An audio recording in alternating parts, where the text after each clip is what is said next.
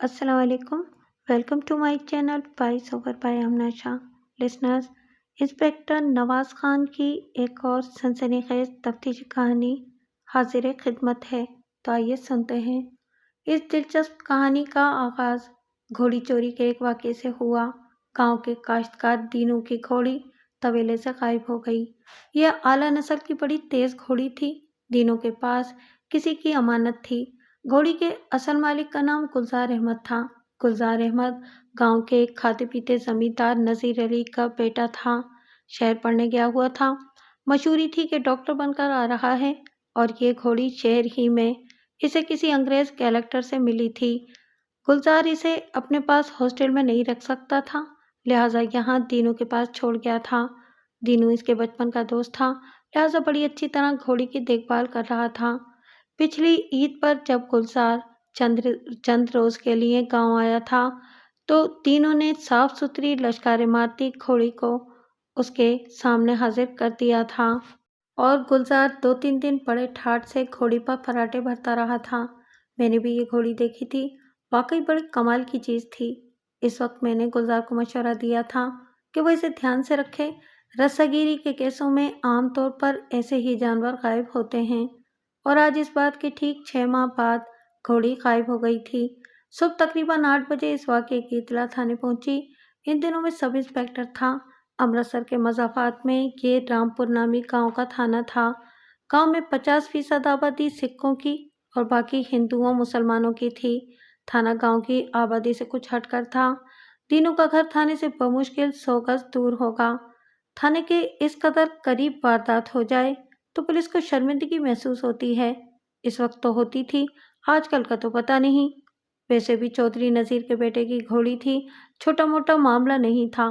मैं 2 सिपाहियों के साथ मौका वारदात पर पहुंचा। तबेला एक छोटे से बरामदे में था। बड़े बड़े दरों पर बोरिए के पर्दे लटकाए गए थे। अहाते की 4 दीवारी खासी ऊंची थी। गांव भर में सबसे मजबूत 4 दीवारी शायद इस तबेले ही की थी। दीवार पर शीशे वगैरह लगे हुए थे। दीवार फांद कर अंदर आना आसान नहीं था। दीनू ने बताया कि रस्सागीर छत की तरफ से आया है। इसने छत की मुंडेर दिखाई। यहाँ 2 ईंटें उखड़ी हुई थीं और एक देसी जूते की एड़ी का मध्यम निशान भी था। यानी रस्सागीर पहले छत पर पहुंचा था, वहां से लटक कर 4 दीवारी पर उतरा था और फिर छलांग लगाकर सहन में आ गया था। उसने बड़ी होशियारी के साथ दीनू के पास से घोड़ी खोली थी और बैरूनी दरवाजे की कुंडी गिराकर निकल गया था। मैंने अच्छी तरह मौका वारदात का जायजा लिया, दीनू से मुख्तलिफ सवालात पूछे और एक ख़ास नतीजे पर पहुंच गया। मुझे तकरीबन यकीन हो गया था कि ये वारदात अच्छू ने की है। अच्छू एक 6.25 फीट लंबे इकेरे बदन के तेज तर्रार नौजवान का नाम था। शाने चौड़े, पेट चीते की तरह कसा हुआ, गर्दन लंबी और आंखें रोशन। अच्छू का पूरा नाम मोहम्मद अशरफ उर्फ अच्छू था। 3-4 साल लाहौर और कराची में टैक्सी वगैरह चलाता रहा था। शहर की हवा ने इसे खासा खुर्रांट कर दिया था। लड़ाई भिड़ाई का शौक तो इसे शुरू से था। शहर के बदमाशों और गुंडों से वास्ता पड़ा था तो उसके हाथ में और सफाई आ गई थी। टांग तो ऐसे जोर की मारता था कि बंदा फड़क कर रह जाता था। शहर में टैक्सी चलाने के अलावा उसने 2 बार जेल की हवा भी खा ली थी। यूँ उसके बिगड़ने में जो थोड़ी बहुत कसर रह गई थी वो भी पूरी हो गई थी। मेरे साथ अच्छू का याराना था। आप सुनकर हैरान होंगे कि एक पुलिस इंस्पेक्टर से चोर बदमाश का कैसा याराना। दरअसल ये भी एक कहानी है। मुख्तसर अल्फाज में ये जान लें कि कोई 1 साल पहले अच्छू ने एक नाजुक मौके पर बड़ी हिम्मत से मेरी मदद की थी। बल्कि अगर मैं ये कहूँ कि मेरी जान बचाई थी तो गलत ना होगा। इन दिनों वो नया नया शहर से आया था। बरसात के दिन थे। रामपुर के करीब से गुजरने वाला डीक नाला जबरदस्त तुगयानी पर था। मैं नाले के पास से गुजर रहा था कि एक औरत की चीखें सुनी। वो एक साथ वाले गांव से बहती हुई आई थी और मदद के लिए पुकार रही थी। मैंने इसे बचाने के लिए पानी में छलांग लगाई, लेकिन जब इस औरत के करीब पहुंचा तो मालूम हुआ कि वो 2 औरतें हैं। दोनों तैर तैर कर बेदम हो चुकी थीं और अब डूबने के करीब थीं। वो दोनों इस बुरी तरह मुझसे लिपटी कि मेरे लिए खुद को संभालना भी मुश्किल हो गया। पानी का बहाव बहुत तेज था। वो 1 मिनट के बाद हमें गांव से करीबन 1 फरलांग दूर ले गया। ये निहायत मुश्किल वक्त था। जब भी याद करता हूँ तो कपकपी आ जाती है। اس وقت میرے کان میں ایک للکارتی ہوئی آواز پڑی تھی، حوصلہ رکھ بھایا، میں بھی آ رہا ہوں۔ پھر چند لمحے بعد میں نے لمبے تڑنگے اچھو کو اپنے قریب پایا تھا۔ اس نے میرے ساتھ مل کر دیوانہ وار لہروں کا مقابلہ کیا تھا۔ ایک عورت تو ہمارے ہاتھوں سے نکل گئی تھی، لیکن دوسری کو ہم بچانے میں کامیاب رہے تھے۔ اس واقعے کے بعد اشرف عرف اچھو میرے بہت قریب آ گیا تھا۔ وہ واقعی ایسا نوجوان تھا کہ اس کی قدر کی جاتی، پھرتیلا، نڈر، ذہین اور چیتے کی طرح چوکنا۔ بس خامی اس میں یہی تھی کہ شریف نہیں تھا، اور یہ خامی اس کی ساری خوبیوں پر بھاری تھی۔ میں اسے اکثر سمجھاتا رہتا تھا، اور وہ کچھ بدل بھی گیا تھا، لیکن وہ جو کہتے ہیں کہ چھٹی نہیں ہے منہ سے یہ قافل لگی ہوئی، بدمعاشی کی لت بھی جاتے جاتے جاتی ہے، اور کبھی ہزار کوشش کے باوجود نہیں جاتی۔ شراب پینا، جوا کھیلنا، وارداتیں کرنا، عورتوں کو پھسلانا، یہ ساری خوبیاں اچھو شہر سے ہی لے کر آیا تھا۔ شراب، جوئے اور عورتوں سے چھیڑ چھاڑ کا چسکا تو وہ گاؤں میں ہی پورے کر لیتا تھا، لیکن واردات وہ میرے تھانے کے علاقے میں نہیں کرتا تھا۔ دینوں کے طویلے کا بغور جائزہ لینے کے فوراً بعد مجھے اندازہ ہو گیا تھا کہ یہ واردات اچھو نے کی ہے۔ اس کی وجہ طریقہ واردات تھا۔ اچھو بانس کے ذریعے چھت پر چڑھا تھا۔ بانس کے ذریعے چھلانگ لگانے کا رواج ان دنوں عام تھا۔ رامپور میں 3 جوان ایسے تھے جو ایسی چھلانگ لگانے میں بڑی مہارت رکھتے تھے۔ ان میں 2 سکھ تھے اور 1 مسلمان۔ مسلمان تو اچھو خود تھا، اور سکھ نرنجن سنگھ اور گوپال سنگھ تھے۔ اتفاق کی بات ہے کہ جس رات واردات ہوئی، نرنجن سنگھ اور گوپال سنگھ عرف گوپی ایک قریبی تھانے کے حوالات میں بند تھے۔ ان کی غیر موجودگی میں میرا دھیان فوراً اچھو کی طرف چلا گیا۔ اس شبے کو کھرے نے مضبوط کیا، اور پھر گاؤں میں اچھو کی غیر موجودگی نے اس شبے کو یقین میں بدل دیا۔ انگریز کلکٹر کی دی ہوئی گھوڑی کو برآمد کرنا بہت ضروری تھا۔ چوری کی خبر پا کر گھوڑی کا موجودہ مالک یعنی کہ گلزار احمد خود بھی گاؤں آ دھمکا تھا، اور ہر وقت میرے سر پر سوار رہتا تھا۔ میں پوری تندہی سے کوشش کر رہا تھا کہ اچھو کا سراغ ملے۔ مجھے یہ الزام اپنے سر لینا منظور نہیں تھا کہ اچھو کا میرے پاس اٹھنا بیٹھنا ہے، اس لیے میں اسے ڈھیل دے رہا ہوں۔ 8-10 روز گزر گئے، لیکن اچھو کا کچھ پتہ نہیں چلا۔ اچھو کا بڑا بھائی اکبر کھیتی باڑی کرتا تھا۔ وہ بھلا مانس آدمی تھا۔ اچھو کی بد عادتیں اسے ایک آنکھ نہیں بھاتی تھیں۔ دونوں بھائیوں میں اکثر گالی گلوچ ہو جاتا تھا۔ اگر ماں زندہ نہ ہوتی تو شاید اچھو اس گھر میں رہ ہی نہیں سکتا تھا۔ اس کے علاوہ بھابھی بھی دیور کی طرفداری کرتی تھی، اور جب کبھی دونوں بھائیوں میں زیادہ ٹھن جاتی تو وہ خامد کو سمجھا بجھا کر دیور کو گاؤں بدر ہونے سے بچا لیتی تھی۔ میں نے اچھو کے بھائی اکبر کو اعتماد میں لیا اور بڑے ڈھنگ کے ساتھ اس سے بات چیت کی۔ میرا خیال تھا کہ شاید وہ اچھو کے بارے میں کچھ جانتا ہوگا، لیکن یہ اندازہ غلط نکلا۔ کافی کوشش کے باوجود میں اچھو کے بارے میں سے کچھ معلوم نہ کر سکا۔ واردات کے سلسلے میں نے 2 اور افراد کو بھی مشتبہ بٹھا رکھا تھا۔ ان میں کرن سنگھ نام کا ایک بندہ خاصا بدنام تھا۔ وہ اس سے پہلے بھی گاؤں کے زمینداروں کی 2-3 گھوڑیاں کھول چکا تھا، لیکن یہ تازہ واردات اس نے نہیں کی تھی۔ اس بات کا تو مجھے پکا یقین تھا۔ کئی روز بعد بھی جب کامیابی کی کوئی صورت نہیں نکلی تو میں نے ایک چال چلی۔ میں نے کرن سنگھ کو گرفتار کر لیا، عدالت سے اس کا ریمانڈ لے لیا، اور 2-3 دن بعد یہ اعلان کر دیا گیا کہ کرن سنگھ نے اقبال کر لیا ہے۔ اس نے تسلیم کیا ہے کہ 2 ہفتے پہلے دینوں کے طویلے سے گھوڑی اسی نے چرائی تھی، لیکن پھر یہ گھوڑی اس سے بھی چوری ہو گئی۔ وہ گھوڑی لے کر کپورتھلہ گیا تھا کہ رات کو کوئی گھوڑی کھول کر لے گیا۔ 24 گھنٹے کے اندر اندر اس بات کی خبر دور و نزدیک پھیل گئی کہ ڈاکٹر گلزار احمد کی گھوڑی دینوں کے طویلے سے چرانے والا کرن سنگھ تھا، اور اس نے اقبالی جرم کر لیا ہے۔ اس واقعے کے 1 ہفتے بعد اچھو گاؤں واپس آ گیا۔ میری اس سے ملاقات ہوئی۔ میں نے پوچھا، کہاں رہے اتنے دن؟ وہ اپنے لمبے چوڑے ہاتھ سے ٹھوڑی کھجا کر بولا، پسرور گیا ہوا تھا، ایک پرانے یار کی شادی تھی، بڑا الو کا کن ہے، وہ آنے ہی نہیں دیتا تھا۔ میں تیز نظروں سے اسے گھور رہا تھا۔ وہ گڑبڑا کر نیچے دیکھنے لگا، پھر ذرا سنبھل کر بولا، یار تھانے دار، سنا ہے کہ کوئی گھوڑی شوڑی چوری ہو گئی ہے گاؤں سے؟ میں نے اس کی آنکھوں میں جھانکتے ہوئے کہا، اچھو تجھے کہا تھا نا میرے سامنے نہ آنا، تو پھر بھی باز نہیں آیا؟ کیا مطلب؟ وہ اطمینان سے بولا، مطلب کا تجھے اچھی طرح پتا ہے۔ دیکھ، میں تجھ سے زیادہ بک بک کرنا نہیں چاہتا، نہ ہی چاہتا ہوں کہ ہماری دوستی امتحان میں پڑے۔ اس لیے چپ چاپ گھوڑی واپس لا کر تینوں کے طویلے میں باندھ دے۔ پہلے تو اچھو نے آئیں بائیں شائیں کی، لیکن جب اسے اندازہ ہوا کہ میں آسانی سے اس کا پیچھا چھوڑنے والا نہیں ہوں اور مجھے اس بات کا پورا پورا یقین ہے کہ گھوڑی کھولنے والا وہی ہے، تو اس نے ہتھیار ڈال دیے اور مان گیا کہ گھوڑی اسی کے پاس ہے۔ اگلے روز صبح سویرے مسروقہ گھوڑی تینوں کے طویلے کے سامنے پائی گئی۔ گاؤں بھر میں کسی کو معلوم نہیں ہوا کہ گھوڑی نکالنے اور واپس لانے والا اچھو تھا۔ میں نے بھی اچھو پر کوئی کارروائی نہیں ڈالی۔ اس نے میری بات مان لی تھی، لہٰذا ضروری تھا کہ میں بھی اسے کچھ رعایت دوں۔ ہاں، اگر وہ سیدھی طرح نہ مانتا تو پھر میں نے کوئی کسر نہیں چھوڑنی تھی۔ بے شک وہ میرا دوست تھا اور اس نے میری جان بچائی تھی، لیکن میں اس سے وہی سلوک کرتا جو چوروں رسہ گیروں سے کیا جاتا ہے۔ میری بروقت کارروائی سے ڈاکٹر گلزار کی نایاب گھوڑی بچ گئی، ورنہ چند دن اور گزر جاتے تو اچھو اسے ایک وڈیرے کے پاس فروخت کرنے کا پکا ارادہ کر چکا تھا۔ وڈیرے نے اسے گھوڑے کے بدلے 800 روپے دینا تھا۔ یقینی بات تھی کہ وہ یہ رقم لے کر شہر چلا جاتا اور پھر کئی ماہ تک اس کی شکل دیکھنا نصیب نہ ہوتی۔ اس واقعے کے 2-3 ماہ بعد ہی گلزار احمد شہر سے گاؤں واپس آ گیا، یعنی مستقل طور پر آ گیا۔ وہ ڈاکٹری کی تعلیم مکمل کر چکا تھا اور اب امرتسر میں پریکٹس کا ارادہ رکھتا تھا۔ چونکہ گاؤں سے امرتسر کا فاصلہ زیادہ نہیں تھا، لہٰذا ڈاکٹر کو گاؤں میں ہی رہنا تھا۔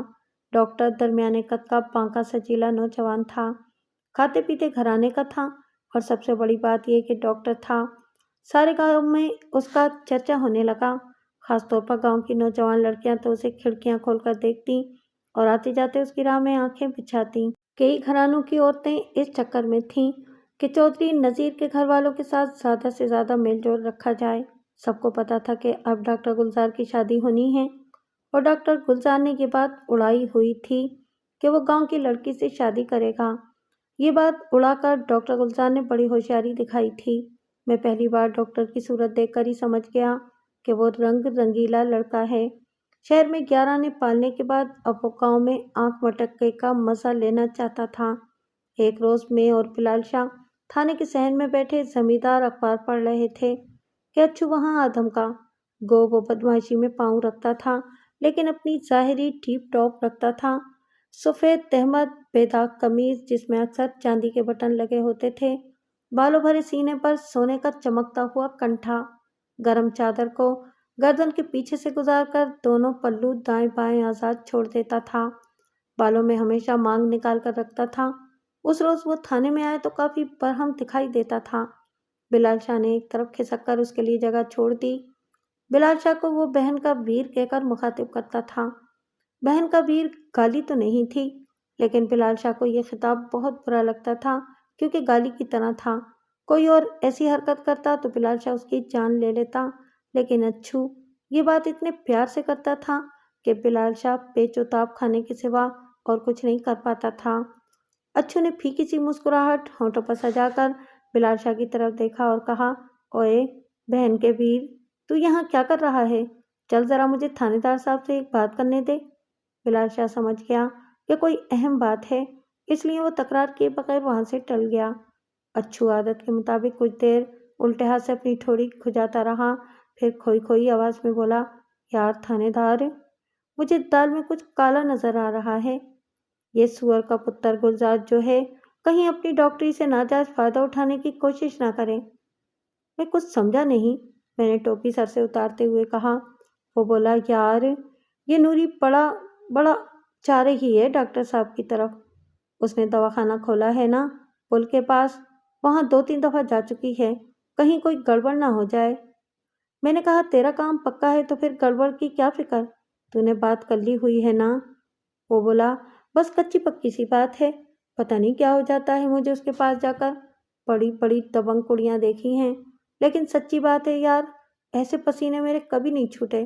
پچھلے سے پچھلے جمعے ایک شادی پر ملاقات ہوئی تھی، بات کرنے کا موقع بھی ملا، لیکن عین وقت پر 2-3 اور لڑکیاں ٹپک پڑیں، سارا ستیاناش ہو گیا۔ اچھو اور نوری کی بھی عجب کہانی تھی۔ نوری اس کی سگی خالہ کی بیٹی تھی، بچپن میں اکٹھے کھیلے تھے۔ اچھو کے دل میں شروع سے نوری کی محبت تھی، لیکن اپنی محبت کا اظہار وہ کبھی نوری سے نہ کر سکا۔ پھر وہ لاہور اور بعد میں کراچی چلا گیا۔ وہاں جا کر اس کا رہن سہن اور طور اتوار بالکل بدل گئے۔ अब वो ایک خران بدمعاش تھا اور شہر میں کئی عورتوں سے مل چکا تھا، میل ملاپ رکھ چکا تھا، لیکن کچھ بھی تھا، نوری کی محبت اب بھی اس کے دل میں قائم و دائم تھی۔ جب 1 سال پہلے وہ گاؤں واپس آیا تھا تو نوری کو دیکھ کر بالکل ہی لٹو ہو گیا تھا۔ اس نے فیصلہ کیا تھا کہ جس طرح بھی ہو سکے نوری کو حاصل کرے گا۔ اس نے دل کی بات اپنے گھر والوں سے بھی کہتی تھی اور انہیں کہا تھا کہ وہ نوری کا رشتہ مانگیں۔ اچھو کی والدہ خود بھی چاہتی تھی کہ بیٹے کو بہن کی طرف بیاہیں، لیکن بیٹے کے لچھن بھی نظر میں تھے، لہٰذا سب گھر والوں نے مل جل کر اچھو کو سمجھایا تھا کہ وہ اپنے طور اطوار ٹھیک کرے اور پہلے خود کو نوری کے قابل بنائے۔ اچھو کے دل کو نوری کچھ ایسی لگی تھی کہ وہ اس کے لیے سب کچھ کرنے پہ تیار ہو گیا تھا۔ اس نے بری صحبت میں اٹھنا بیٹھنا بہت کم کر دیا تھا، وارداتیں بھی تقریباً چھوڑ دی تھیں، اور اگر کرتا بھی تھا تو کسی کو کانوں کان خبر نہ ہوتی تھی۔ ویسے بھی علاقے کا ماحول اس طرح کا تھا کہ جو گبرو 3-4 بار پولیس کے چھتر نہ کھا لے، اسے گبرو ہی نہیں سمجھا جاتا تھا۔ آج کے مسئلہ روزگار کا تھا۔ اچھو کو ٹیکسی چلانے کے سوا اور کوئی کام نہیں آتا تھا اور گاؤں میں ٹیکسی چلائی نہیں جا سکتی تھی۔ بھائی کے ساتھ مل کر ہل چلانا یا کھیت مزدوری کرنا وہ اپنی شان کے خلاف سمجھتا تھا۔ نت نئے کپڑے اور لشکاریں مارتی جوتی پہن کر پھرنا اس کا محبوب مشغلہ تھا، اور چھوٹی موٹی استادیاں دکھانے سے جو پیسے ملتے تھے ان سے گزارا چلتا رہتا تھا۔ لیکن ایک بات بڑے مزے کی تھی، بے حد خرناٹ اور نٹر ہونے کے باوجود جب اچھو نوری کے سامنے جاتا تو اس کی بولتی بند ہو جاتی تھی۔ لڑکیوں اور مٹیاروں کے سلسلے میں اس کا سارا تجربہ دھرے کا دھرا رہ جاتا تھا، اور وہ کوشش کے باوجود اس سے ایک لفظ نہیں کہہ پاتا تھا۔ پچھلے 1 برس میں وہ کم از کم 10 دفعہ اپنی خالہ زاد سے اظہار محبت کی کوشش کر چکا تھا، لیکن ناکامی ہوئی تھی۔ یہ بات نہیں کہ اس کے دل میں کوئی چور تھا، جہاں تک میں سمجھ پایا ہوں وہ اپنے جذبے میں بالکل سچا تھا۔ وہ نہ صرف نوری کے ساتھ گھر بسانا چاہتا تھا بلکہ اس کے لیے خود کو بالکل بدل دینا چاہتا تھا، اور بدل بھی رہا تھا، لیکن وہ نوری کے سامنے کبھی بھی یہ نہ کہہ سکا کہ وہ اسے چاہتا ہے۔ اچھو بڑی زبردست صلاحیتوں کا مالک تھا، اگر وہ نیک بھی ہوتا تو لاکھوں میں ایک ہوتا۔ یہی وجہ تھی کہ بدنام ہونے کے باوجود میں نے اس سے دوستی لگا رکھی تھی اور اسے راہ راست پر لانے کی کوششیں کرتا رہتا تھا۔ کبھی کبھی میرا دل چاہتا تھا کہ وہ سدھر جائے تو کوشش کر کے اسے پولیس میں ملازمت دلوا دوں، لیکن اپنے اس ارادے کا ذکر میں نے اچھو سے کبھی نہیں کیا۔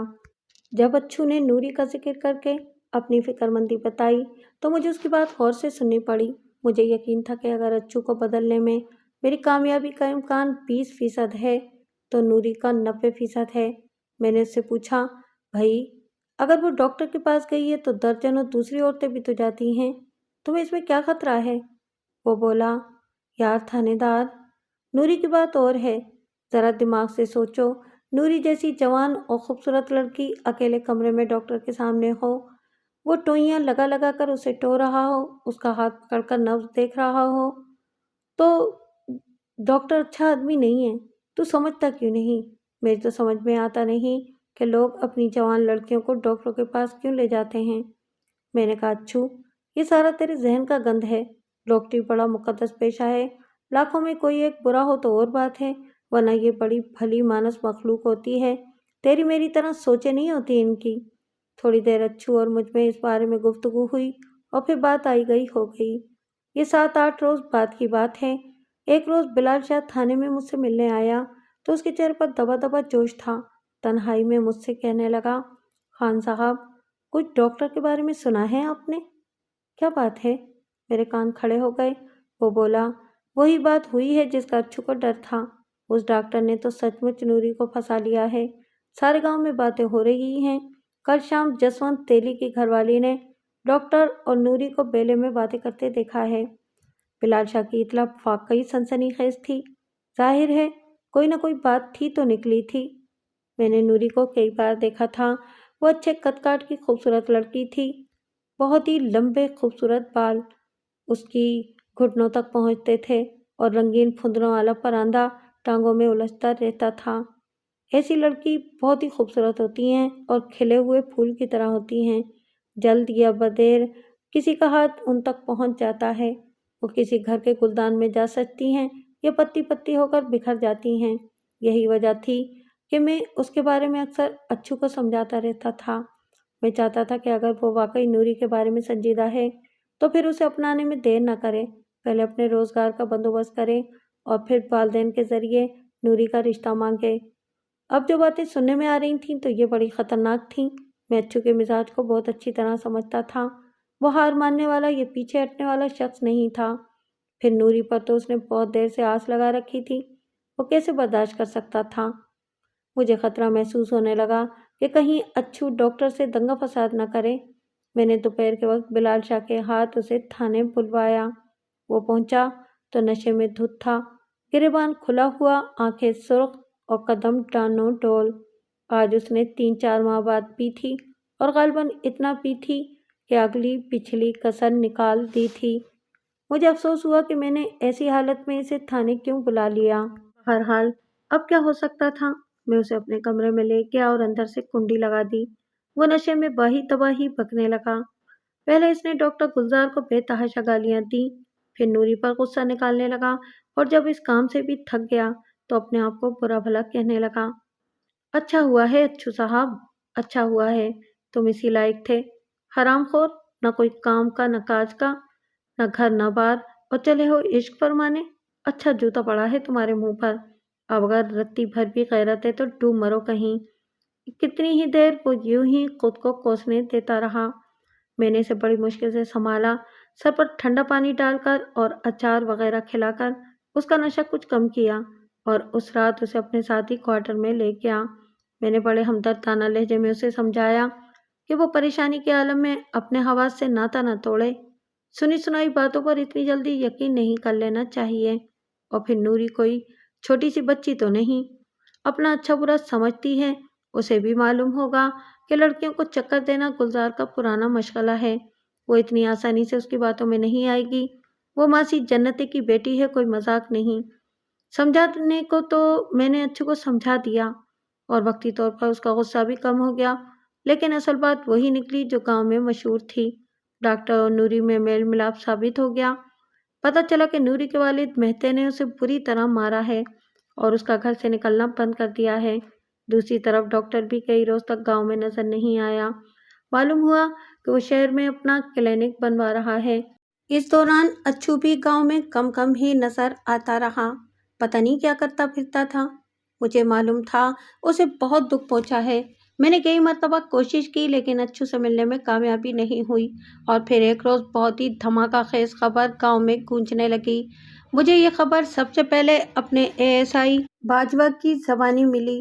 میں شہر میں تاریخ بھگت کر واپس آ رہا تھا، ٹانگے پر سوار۔ ابھی میں گاؤں سے چند فرلانگ دور ہی تھا کہ ASI باجوہ 2 سپاہیوں کے ساتھ بڑے تیز قدموں سے پنچایت گاہ کی طرف جاتا دکھائی دیا۔ جس جگہ کو پنچایت گاہ کہا جاتا تھا یہ ایک پرانا کنواں تھا۔ یہاں برگد کے گھنے درخت تھے اور ایک طرف نانک چندی اینٹوں کا بڑا سا چبوترا بنا ہوا تھا۔ پنچ یہاں چرپائیاں ڈال کر بیٹھ جاتے تھے اور گاؤں کے لوگ نیچے کھڑے ہو کر پنچایت کی کارروائی دیکھتے تھے۔ میں نے ASI سے پوچھا کہ وہ کدھر بھاگا جا رہا ہے۔ جواب میں اس نے کہا، بیدے کی لڑکی نوری ڈاکٹر کے ساتھ پکڑی گئی ہے۔ دونوں دواخانے میں گھسے ہوئے تھے۔ گاؤں کی ایک عورت نے پکڑ لیا۔ نوری تو گھر آ گئی ہے، ڈاکٹر کو لوگ سیدھا پنچایت میں لے گئے ہیں۔ میں فوراً ٹانگے سے اترا اور ASI کے ساتھ ہی پنچایت گاہ کی طرف چل دیا۔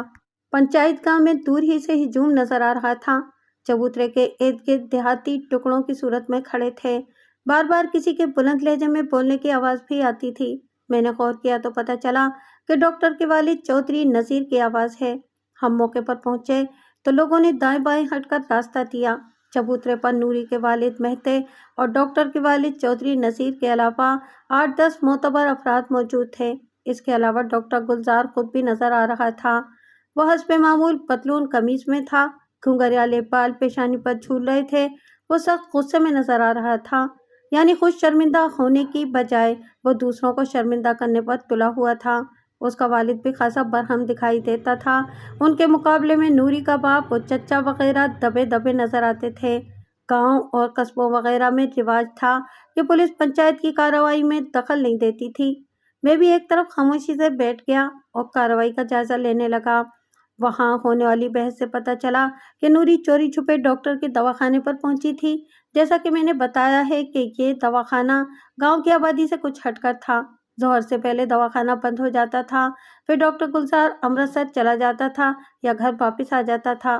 ایک بوڑھے نوکر ہاشو کے علاوہ رات بھر دواخانے میں اور کوئی نہیں ہوتا تھا، لیکن آج ڈاکٹر دواخانے میں ہی تھا۔ شام سے تھوڑی دیر پہلے نوری دواخانے میں گھسی تو جسونت تیلی کی گھر والی تابا نے اسے دیکھ لیا۔ اسی عورت نے پہلے بھی ڈاکٹر اور نوری کے چکر کی خبر پھیلائی تھی۔ یوں لگتا تھا کہ وہ ہاتھ دھو کر نوری کے پیچھے پڑی ہوئی ہے۔ تابا نے شور مچایا تو بہت سے لوگ وہاں اکٹھے ہو گئے۔ اتنے میں نوری کا والد مہتا بھی اسے تلاش کرتا ہوا دواخانے پہنچ گیا۔ تابا اسے دیکھ کر بڑی کراری آواز میں بولی، اندر دواخانے میں ہے تیری بیٹی، ڈاکٹر سے علاج کروا رہی ہے، ابھی پتہ نہیں کتنی دیر میں نکلے گی، پون گھنٹہ تو ہمیں بھی ہو گیا ہے یہاں کھڑے ہوئے۔ اتنے میں گاؤں کی مسجد کے امام صاحب بھی وہاں پہنچ گئے۔ لوگوں نے دواخانے کے دروازے زور زور سے کھٹکھٹائے اور آوازیں دیں تو ڈاکٹر اور نوری باہر نکل آئے۔ نوری کا والد دراتی لے کر نوری پر جھپٹا، لیکن کچھ لوگ آڑے آ گئے۔ چند عورتیں نوری کو اپنے ساتھ گاؤں لے آئیں۔ ڈاکٹر کو لوگ پنچایت گاہ میں لے آئے اور اب یہ معاملہ پنچوں کے سامنے پیش تھا۔ ڈاکٹر کا کہنا تھا کہ اس سارے معاملے میں اس کا کوئی قصور نہیں، نوری خود اس کے پاس آئی تھی اور وہ دوا لینا چاہتی تھی۔ دواخانے کا وقت ختم ہو چکا تھا، وہ پھر بھی اصرار کر کے اندر آ گئی۔ ڈاکٹر کی باتوں پر یقین کرنا کسی کے لیے بھی ممکن نہیں تھا، سب اندر کی بات سمجھ رہے تھے۔ پنچوں میں سے دو تین کا خیال تھا کہ یہ صرف نوری کا نہیں، گاؤں کی عزت کا معاملہ بھی ہے، بہتر ہے کہ اب نوری کے ماتھے سے بدنامی کا داغ دھونے کے لیے ڈاکٹر اس سے شادی کر لے۔ دیکھا جاتا تو یہ کوئی ایسی بات نہ ہونے والی نہیں تھی۔ ڈاکٹر خود کہہ چکا تھا کہ اس گاؤں کی لڑکی سے شادی کرے گا۔ نوری گاؤں کی لڑکیوں میں سے نہ صرف خوبصورت ترین تھی بلکہ چند جماعتیں پڑھی ہوئی بھی تھی، ویسے بھی کھاتے پیتے گھرانے سے تھی۔ یہ رشتہ ہر طرح سے جوڑ کا تھا، لیکن ڈاکٹر گلزار اور اس کے رشتہ دار یہ بات سن کر آگ بگولا ہو گئے۔ سب سے زیادہ چودھری نذیر گرج رہا تھا، یہ کبھی نہیں ہو سکتا، میرا بیٹا ایسا گرا پڑا نہیں کہ مہتے جیسے بندے کا داماد بنے۔ نوری جیسی لڑکی کو تو میں نوکر نہ رکھوں، بہو بنانا تو دور کی بات ہے۔ اس تنازع پر 1.5-2 گھنٹے گرما گرم بحث ہوئی۔ بحث میں چودھری نذیر کا پلہ ہر طرح سے بھاری تھا۔ مہتا ایک تو حیثیت میں کمزور تھا، دوسرے صورتحال بھی اس کے حق میں نہیں تھی۔ جوان بیٹی کے اٹھے ہوئے ایک غلط قدم نے اسے ہر نگاہ کے سامنے شرمسار کر دیا تھا۔ رات گئی پنچایت کسی فیصلے پر پہنچے بغیر ختم ہو گئی۔ جوان لڑکی کی آبرو کانچ کے نازک پھول کی طرح ہوتی ہے، گناہ کی دھوپ نہ بھی پڑے تو بدنامی کی ہلکی سی ٹھیس سے ٹوٹ جاتا ہے۔ نوری کے ساتھ بھی یہی کچھ ہوا۔ وہ بدچلن نہیں تھی، لیکن ڈاکٹر کی لچھے دار باتوں کا شکار ہو کر بدنامی کی ٹھوکروں میں آ گئی۔ وہی لڑکی جو کل تک پورے گاؤں کی آنکھ کا تارا تھی اور جس کا سرخ پھندوں والا پرندہ ہر گلی میں لشکاریں مارتا پھرتا تھا، ذلیل و خوار ہو کر رہ گئی تھی۔ اس کی ماں نے اسے باپ کے قہر سے بچانے کے لیے قریبی گاؤں سہارنپور بھیج دیا تھا۔ چند روز بعد واقعے کا شور کچھ کم ہوا تو نوری کی شادی کی باتیں ہونے لگیں۔ بلال شاہ کو ایسی باتوں کا بہت پتہ ہوتا تھا۔ کسی سے رشتہ جوڑنا تو بلال شاہ کے بائیں ہاتھ کا کھیل تھا۔ آج کل اس نے نوری کی ماں سے بھائی کا رشتہ جوڑا ہوا تھا۔ نوری کی ماں کو ایک عجیب عادت تھی، وہ مٹی کھاتی تھی۔ خالص اور چکنی مٹی کی تلاش میں وہ بعض اوقات دور تک نکل جاتی، نہر یا ڈیک نالے کی تہہ سے گاچی جیسی مٹی ڈھونڈ کر لاتی، اسے دھوپ میں سکھاتی اور بڑے اہتمام سے کھاتی۔ اس نے بہن کو رازداری سے بتایا کہ وہ خود بھی مٹی کھانے کا شوقین ہے۔ ظاہر ہے اس بات کے ثبوت کے لیے اس نے بہن کو مٹی کھا کر بھی دکھائی ہوگی۔ یوں وہ دونوں مٹی خور بھائی بہن بن چکے تھے۔ اس رشتے کے سبب بلال شاہ کو نوری کے گھر میں ہونے والی ہر بات کی خبر رہنے لگی۔ اس نے مجھے بتایا، خان صاحب بڑا پریشان ہے مہتا، کل اس نے اپنے ایک بڑے بھائی اور چاچے کو سرگودے سے بلایا ہوا تھا، وہ جلد سے جلد نوری کا بار سر سے اتار پھینکنا چاہتے ہیں۔ ان کا خیال ہے کہ دور و نزدیک میں جو بھی رشتہ ملے فوراً قبول کر لیا جائے اور بدنامی کی اس گٹھری کو سرخ جوڑے میں لپیٹ کر دفع کیا جائے۔ اس سلسلے میں اچھو کا نام بھی آیا ہے۔ مہتا کا خیال ہے کہ نوری کی شادی اچھو سے کر دی جائے اور وہ اسے لے کر شہر چلا جائے، لیکن نوری کی ماں اب اس بات پر راضی نہیں۔ وہ کہتی ہے کہ پہلے میری بہن نوری کا رشتہ مانگتی تھی، لیکن کوئی اسے منہ نہیں لگاتا تھا، اب میں کس زبان سے اسے یہ بات کہوں۔ بلال شاہ کی باتیں قابل غور تھیں۔ میں نے 1 سال تک اچھو کو پرکھا تھا اور اس کے بارے میں بہت کچھ جانتا تھا۔ مجھے یقین تھا کہ وہ اب بھی نوری کو خوشی سے قبول کر لے گا۔ اگر نوری سے ایک غلطی ہو گئی تھی تو کیا خود اچھو سے بے شمار غلطیاں نہیں ہوئی تھی؟ اور اس غلطی میں اچھو کا اپنا ہاتھ بھی تھا۔ اگر وہ خواہ اتنی دیر نہ کرتا اور نوری سے دل کا حال کہہ دیتا تو کوئی وجہ نہیں تھی کہ نوری ڈگمگاتی، اور اگر ان کا رشتہ بھی طے ہو گیا ہوتا تو سوال ہی پیدا نہیں ہوتا تھا کہ ڈاکٹر ان کے درمیان کودتا۔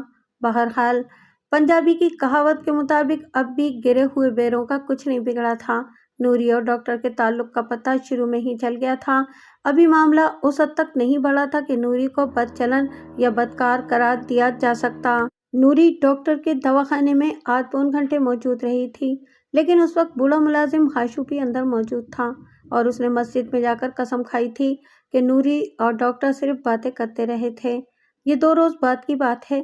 سردی اپنے زوروں پر تھی، شام سے بوندا باندی بھی ہو رہی تھی۔ میرے سر میں درد تھا، اس لیے تھانے سے جلدی فارغ ہو کر اپنے رہائشی کوارٹرز میں لیٹا ہوا تھا کہ دروازے سے باہر اچھو کے کھانسنے کی آواز آئی۔ اس کے ساتھ ہی کسی نے اپنے بھاری بھرکم ہاتھ سے دروازہ کھٹکھٹایا۔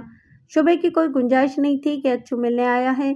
میں پچھلے چند روز سے بڑی شدت سے اس کا انتظار کر رہا تھا۔ 1-2 دفعہ اس کے گھر بلال شاہ کو بھی بھیج چکا تھا، لیکن ہر دفعہ یہی پتہ چلتا تھا کہ وہ شہر گیا ہوا ہے۔ جلدی سے اٹھ کر میں نے دروازہ کھولا۔ اس کی صورت دیکھتے ہی مجھے چونکنا پڑا۔ وہ کسی سے لڑ کر آیا تھا۔ چہرے پر 1-2 جگہ چوٹوں کے نشان تھے، بال بکھرے ہوئے تھے اور گریبان اتھڑا ہوا تھا۔ گرم چادر سمیت اس کا سارا لباس بری طرح بھیگا ہوا تھا اور بارش میں مزید بھیگ رہا تھا۔ وہ میرے ساتھ اندر آ گیا۔ کیا کارنامہ کر کے آئے ہو؟ میں نے کمرے میں پہنچ کر پوچھا۔ کارنامہ تو نہیں، ایک چھوٹا سا فرض پورا کیا ہے، وہ بولا۔ مثلاً؟ میں نے وضاحت طلب کی۔ اس کتی کے پتر کو عشق بازی کا مزہ چکھایا ہے۔ میں بری طرح چونک گیا۔ اچھو کا اشارہ یقیناً گلزار کی طرف ہی تھا۔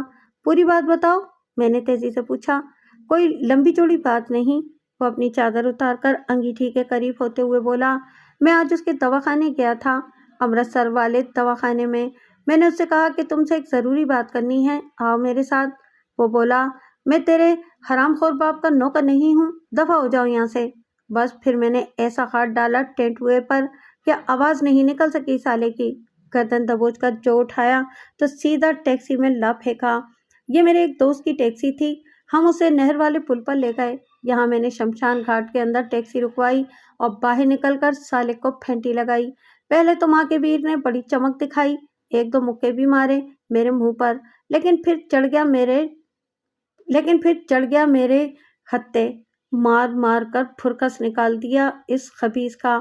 اللہ نے چاہا تو 2 مہینے سے اٹھ نہیں سکے گا چرپائی سے۔ لیکن اب کہاں ہے وہ؟ میں نے پوچھا۔ ہوگا اسپتال میں یا کسی دواخانے میں۔ کوئی ہاتھ پاؤں تو نہیں توڑ دیا اس کا؟ ٹوٹا ہوگا اور ضرور ٹوٹا ہوگا، اچھو کے ہاتھ لگے ہیں اسے، کوئی مخول نہیں ہے، وہ نفرت سے فرش پر تھوک کر بولا۔ یہ دفعہ 320 کا کیس تھا۔ میں جلد حساب لگانے لگا کہ پرچہ کٹایا گیا تو قانون کے دائرے میں رہ کر اچھو کے ساتھ زیادہ سے زیادہ رعایت کیا ہو سکتی ہے۔ یہ بات تو اچھو بھی جانتا تھا کہ میں نے اس کی ناجائز حمایت کبھی کی ہے اور نہ کروں گا۔ بے شک ڈاکٹر گلزار کو میں بھی اچھا نہیں سمجھتا تھا، لیکن اپنی ذاتی رائے کو سامنے رکھ کر اس کے خلاف کوئی قدم اٹھانا میرے لیے قطعی ناممکن تھا۔ میں نے جو کچھ کرنا تھا قانون کی ہدایت کے مطابق کرنا تھا۔ بارش کی وجہ سے گاؤں سنسان پڑا تھا۔ کسی بندے بشر نے اچھو کو میرے کوارٹر میں داخل ہوتے نہیں دیکھا تھا۔ میں نے مناسب سمجھا کہ وہ خاموشی کے ساتھ رات یہیں گزار لے۔ اس دوران میں اسے سمجھا بجھا بھی سکتا تھا۔ میری طبیعت خراب تھی، اس لیے بلال شاہ شام کو میرے لیے جو کھانا لایا تھا وہ جوقتوں پڑا تھا۔ میں نے انگیٹھی پر رکھ کر یہ کھانا دوبارہ گرم کر دیا۔ بکرے کے پائے کا سالن تھا، تندوری روٹی تھی اور تھوڑے سے میٹھے چاول تھے۔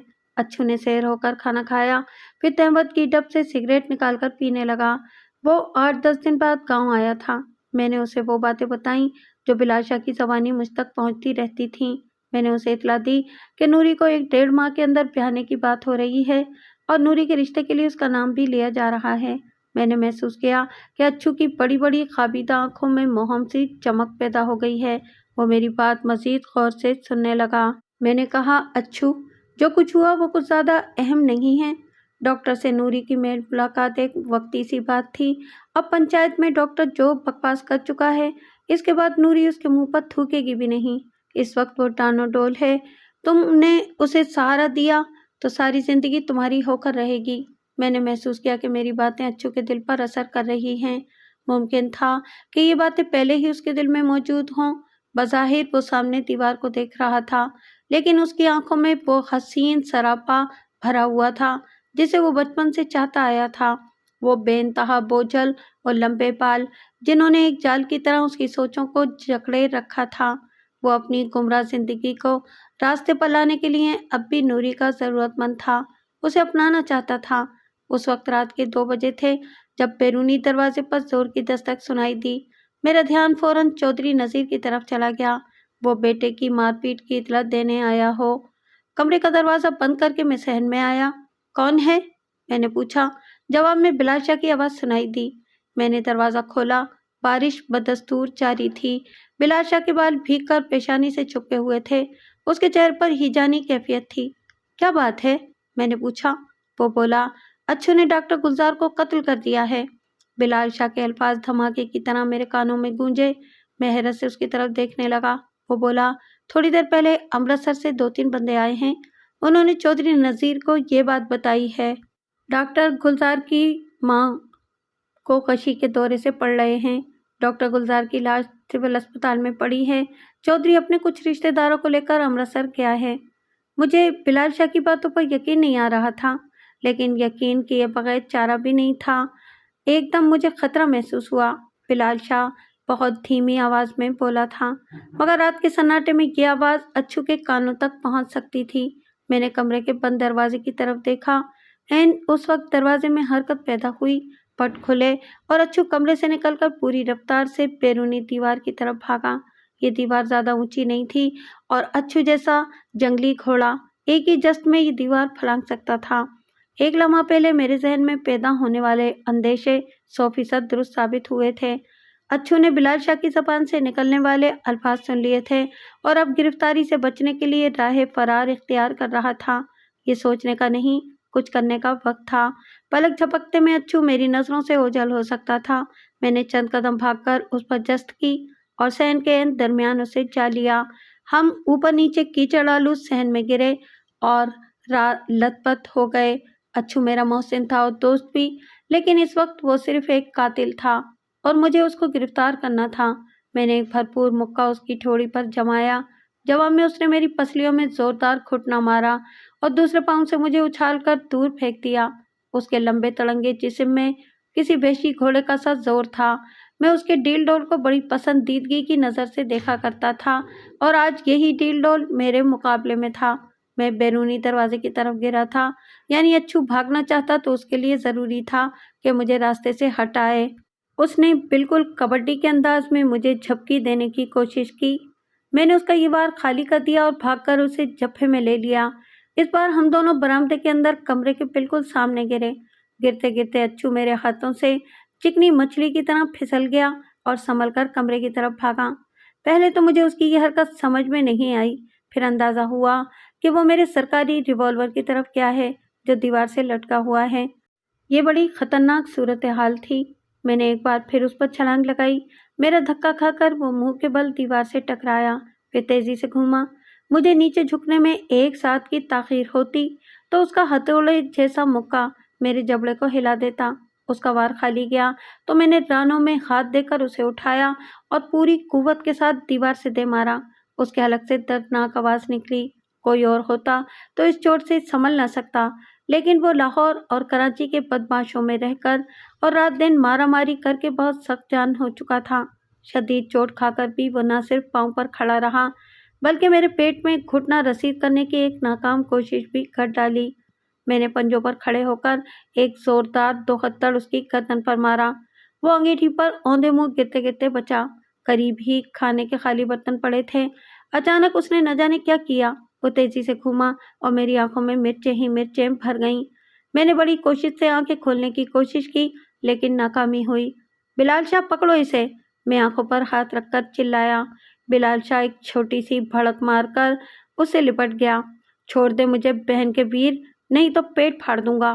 اچھو کی خوفناک آواز میرے کانوں میں پڑی۔ پھر مجھے اندازہ ہوا کہ اچھو نے بلال شاہ کو اٹھا کر دروازے سے دے مارا ہے۔ یہ بڑی زبردست ٹکر تھی۔ دروازہ باہر سے کھلتا تھا، لہٰذا بلال شاہ کے ٹکرانے سے ایک پٹ چکنا چور ہو گیا۔ میں اندھوں کی طرح ٹٹولتا ہوا کھڑے تک آ پہنچا، آنکھوں میں ٹھنڈے پانی کی چھینٹیں دیے۔ اتنے میں اچھو بیرونی دیوار سے فرار ہو چکا تھا۔ جیسا کہ بعد میں پتہ چلا، اس خبیث نے میرے چہرے پر رات کا سالن بچا ہوا شوربہ پھینکا تھا۔ ڈاکٹر گلزار کا قتل ہونا کوئی معمولی واقعہ نہیں تھا۔ سارے علاقے میں دہائی مچ گئی۔ گلزار کی لاش امرتسر نہر کے کنارے کالے شمشان گھاٹ میں پڑی پائی گئی تھی۔ رات گئے ایک چوکیدار نے لاش دیکھی تھی۔ اس نے دوسرے لوگوں کو بتایا۔ قریبی تھانے میں اطلاع دی گئی اور پولیس موقع پر پہنچ گئی۔ متوفی کے جسم پر کئی ضربات تھیں۔ ایک کلائی کی ہڈی بھی ٹوٹی ہوئی تھی، تاہم سب سے زیادہ شدید ضربات اس کے سر پر آئی تھیں۔ کنپٹی اور پیشانی کے قریب 2 زخم تھے اور ان میں سے خون رس رس کر پورے چہرے کو رنگین کر رہا تھا۔ رات 3 بجے امرتسر جا کر میں نے خود موقع ملاحظہ کیا۔ اس وقت تک لاش اٹھائی جا چکی تھی اور جہاں جہاں خون کے دھبے تھے وہاں اینٹوں کی کیاریاں سی بنا دی گئی تھیں۔ موقع پر گاڑی کے پہیوں کے نشانات موجود تھے اور گیلی زمین پر دھینگا مشتی کے آثار بھی صاف نظر آتے تھے۔ ڈاکٹر کے شہر والے دواخانے میں کم از کم 3 گواہ ایسے موجود تھے جن کے سامنے اچھو دواخانے میں گھسا تھا اور اس نے ڈاکٹر کو اٹھا کر ٹیکسی میں پٹکا تھا۔ ٹیکسی پر کوئی نمبر پلیٹ نہیں تھی اور اسے ایک دبلا پتلا سکھ چلا رہا تھا۔ ٹیکسی ڈاکٹر کو لے کر روانہ ہو گئی تو محلے میں شور مچ گیا تھا۔ ایک اسکوٹر پر 3 آدمی بیٹھ کر ٹیکسی کے پیچھے روانہ ہوئے تھے، لیکن 10-15 منٹ بعد ناکام واپس آئے تھے۔ سب گواہیاں اچھو کے خلاف جاتی تھیں۔ اس بات میں شبے کی کوئی گنجائش نہیں تھی کہ اچھو نے ڈاکٹر گلزار سے نوری کی بے عزتی اور بدنامی کا بدلہ لیا ہے۔ وہ پہلے دن سے گلزار کو اپنا رقیب سمجھتا تھا۔ اس کے اندر دشمنی کے جذبات مسلسل پرورش پا رہے تھے۔ جب ڈاکٹر گلزار نے اس کی خالہ کو پورے گاؤں میں بدنام کر دیا تو وہ خود پر قابو نہ پا سکا۔ گلزار کو اتنا مارا کہ وہ جان سے ہاتھ دھو بیٹھا۔ یہ بات بالکل سامنے کی تھی کہ اچھو ڈاکٹر گلزار کو قتل کرنا نہیں چاہتا تھا۔ اس نے صرف اسے مار لگائی تھی، جان سے نہیں مارا تھا۔ اگر اس نے اسے جان سے نہیں مارا ہوتا تو کبھی میرے پاس نہ آتا۔ اس نے غلطی یہ کی تھی کہ اسے نیم بے ہوش کر کے وہاں پھینک آیا تھا اور وہ زخموں کی تاب نہ لاتے ہوئے جاں بحق ہو گیا تھا۔ تقدیر ایک بار پھر اچھو کو دغا دے گئی تھی۔ اگر وہ یہ سب کچھ نہ کرتا تو حالات خود بخود اس کے حق میں ہو رہے تھے۔ اس کی سب سے بڑی تمنا نوری کو حاصل کرنا تھا اور یہ تمنا پوری ہوتی ہوئی نظر آ رہی تھی، مگر اب وہ ایک قاتل تھا۔ اس کا نصیب نوری کی باہوں کا ہار نہیں، پھانسی کا پھندا تھا۔ اچھو مفرور تھا اور اسے گرفتار کر کے عدالت کے کٹہرے میں لانے کی پوری ذمہ داری مجھ پر تھی۔ میں نے پوری دیانتداری سے تفتیش شروع کی، لیکن اس کا کوئی کھوج نہیں ملا۔ مقتول کے لواحقین کی طرف سے زبردست دباؤ تھا۔ وہ تفتیش تبدیل کرانا چاہتے تھے، تاہم اعلیٰ افسروں کو مجھ پر مکمل بھروسہ تھا۔ میں نے اپنا کام جاری رکھا۔ گلزار کی موت کے بعد اچھو کی والدہ، بڑا بھائی اور اس کی بیوی بچے گاؤں سے رفو چکر ہو چکے تھے۔ ان بیچاروں کو خدشہ تھا کہ اچھو کی کرنی ان کے سامنے آئے گی اور گلزار کے وارث انہیں نقصان پہنچانے کی کوشش کریں گے۔ تقریباً 2 مہینے اسی طرح گزر گئے۔ اچھو کا پتہ چلا اور نہ اس ٹیکسی ڈرائیور کا جس نے واردات میں اچھو کی مدد کی تھی۔ بلال شاہ کی زبانی مجھے نوری کے گھر کی خبریں ملتی رہتی تھیں۔ وہ لوگ نوری کا رشتہ ڈھونڈ چکے تھے اور اب جلد از جلد اسے گاؤں سے چلتا کرنا چاہتے تھے۔ نرم و ملائم نوری کا نصیب امین فورمین جیسے کھردرے مرد سے جوڑا جا رہا تھا۔ امین فورمین یوں تو اسی گاؤں کا تھا، لیکن اب اس نے امرتسر میں مکان بنا لیا تھا اور اب گاؤں میں اس کا آنا کبھی کبھار ہی ہوتا تھا۔ دیکھنے میں بھلا مانس اور ذمہ دار شخص نظر آتا تھا۔ اس کی عمر 35 کے قریب تھی۔ رنگ گندمی اور پیشانی سے بال اڑے ہوئے تھے۔ امین فورمین کی ایک بیوی پہلے بھی تھی۔ شادی کے 1 ہی سال بعد ایک حادثے میں اس کا نچلا دھڑ مفلوج ہو گیا تھا اور وہ بیکار چیز کی طرح گھر میں پڑی رہتی تھی۔ نہ کام کاج کے قابل تھی اور نہ ہی بچے پیدا کر سکتی تھی۔ امین ایک سرکاری ورک شاپ میں ملازم تھا، یہاں سے اسے معقول تنخواہ ملتی تھی۔ اس کے علاوہ اس نے گاڑیوں کے اسپیئر پارٹس کی ایک دکان بھی کھول رکھی تھی۔ اچھی بھلی آمدن تھی۔ وہ ایک عرصے سے دوسری شادی کا خواہشمند تھا۔ نوری کے والدین سے اس کی رشتہ داری بھی تھی۔ نوری کی 2 بڑی بہنیں اور بھی تھیں۔ ان کی شادی سے پہلے امین نوری کے والد سے اصرار کیا کرتا تھا کہ وہ اپنی ایک بیٹی دے کر اس کا گھر بسا دے، لیکن مہدی نے کبھی اس کی بات پر کان نہیں دھرا۔ اب قدرت نے انوکھا کھیل دکھایا تھا۔ مہدی کو اپنی سب سے چھوٹی اور خوبصورت بیٹی کا ہاتھ امین کے ہاتھ میں تھمانا پڑ رہا تھا، اور وہ بھی بڑی عاجزی کے ساتھ۔ نوری کی قسمت پر افسوس ہی کیا جا سکتا تھا۔ ایک چاہنے والے نے اسے دھوکہ دیا اور دوسرے نے غضب میں آ کر پھانسی کے گھاٹ کے رستے پر قدم رکھ دیا۔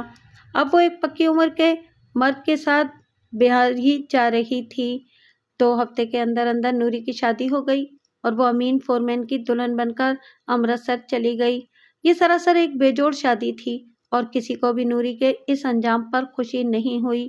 رخصتی کے موقع پر نوری کی ایک سہیلی تو رو رو کر بے ہوش ہو گئی اور بعد میں اسے اسپتال پہنچانا پڑا۔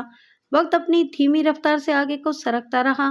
ہر نیا دن گزرنے والے دن کے واقعات پر گرد کی تہیں چڑھاتا رہا۔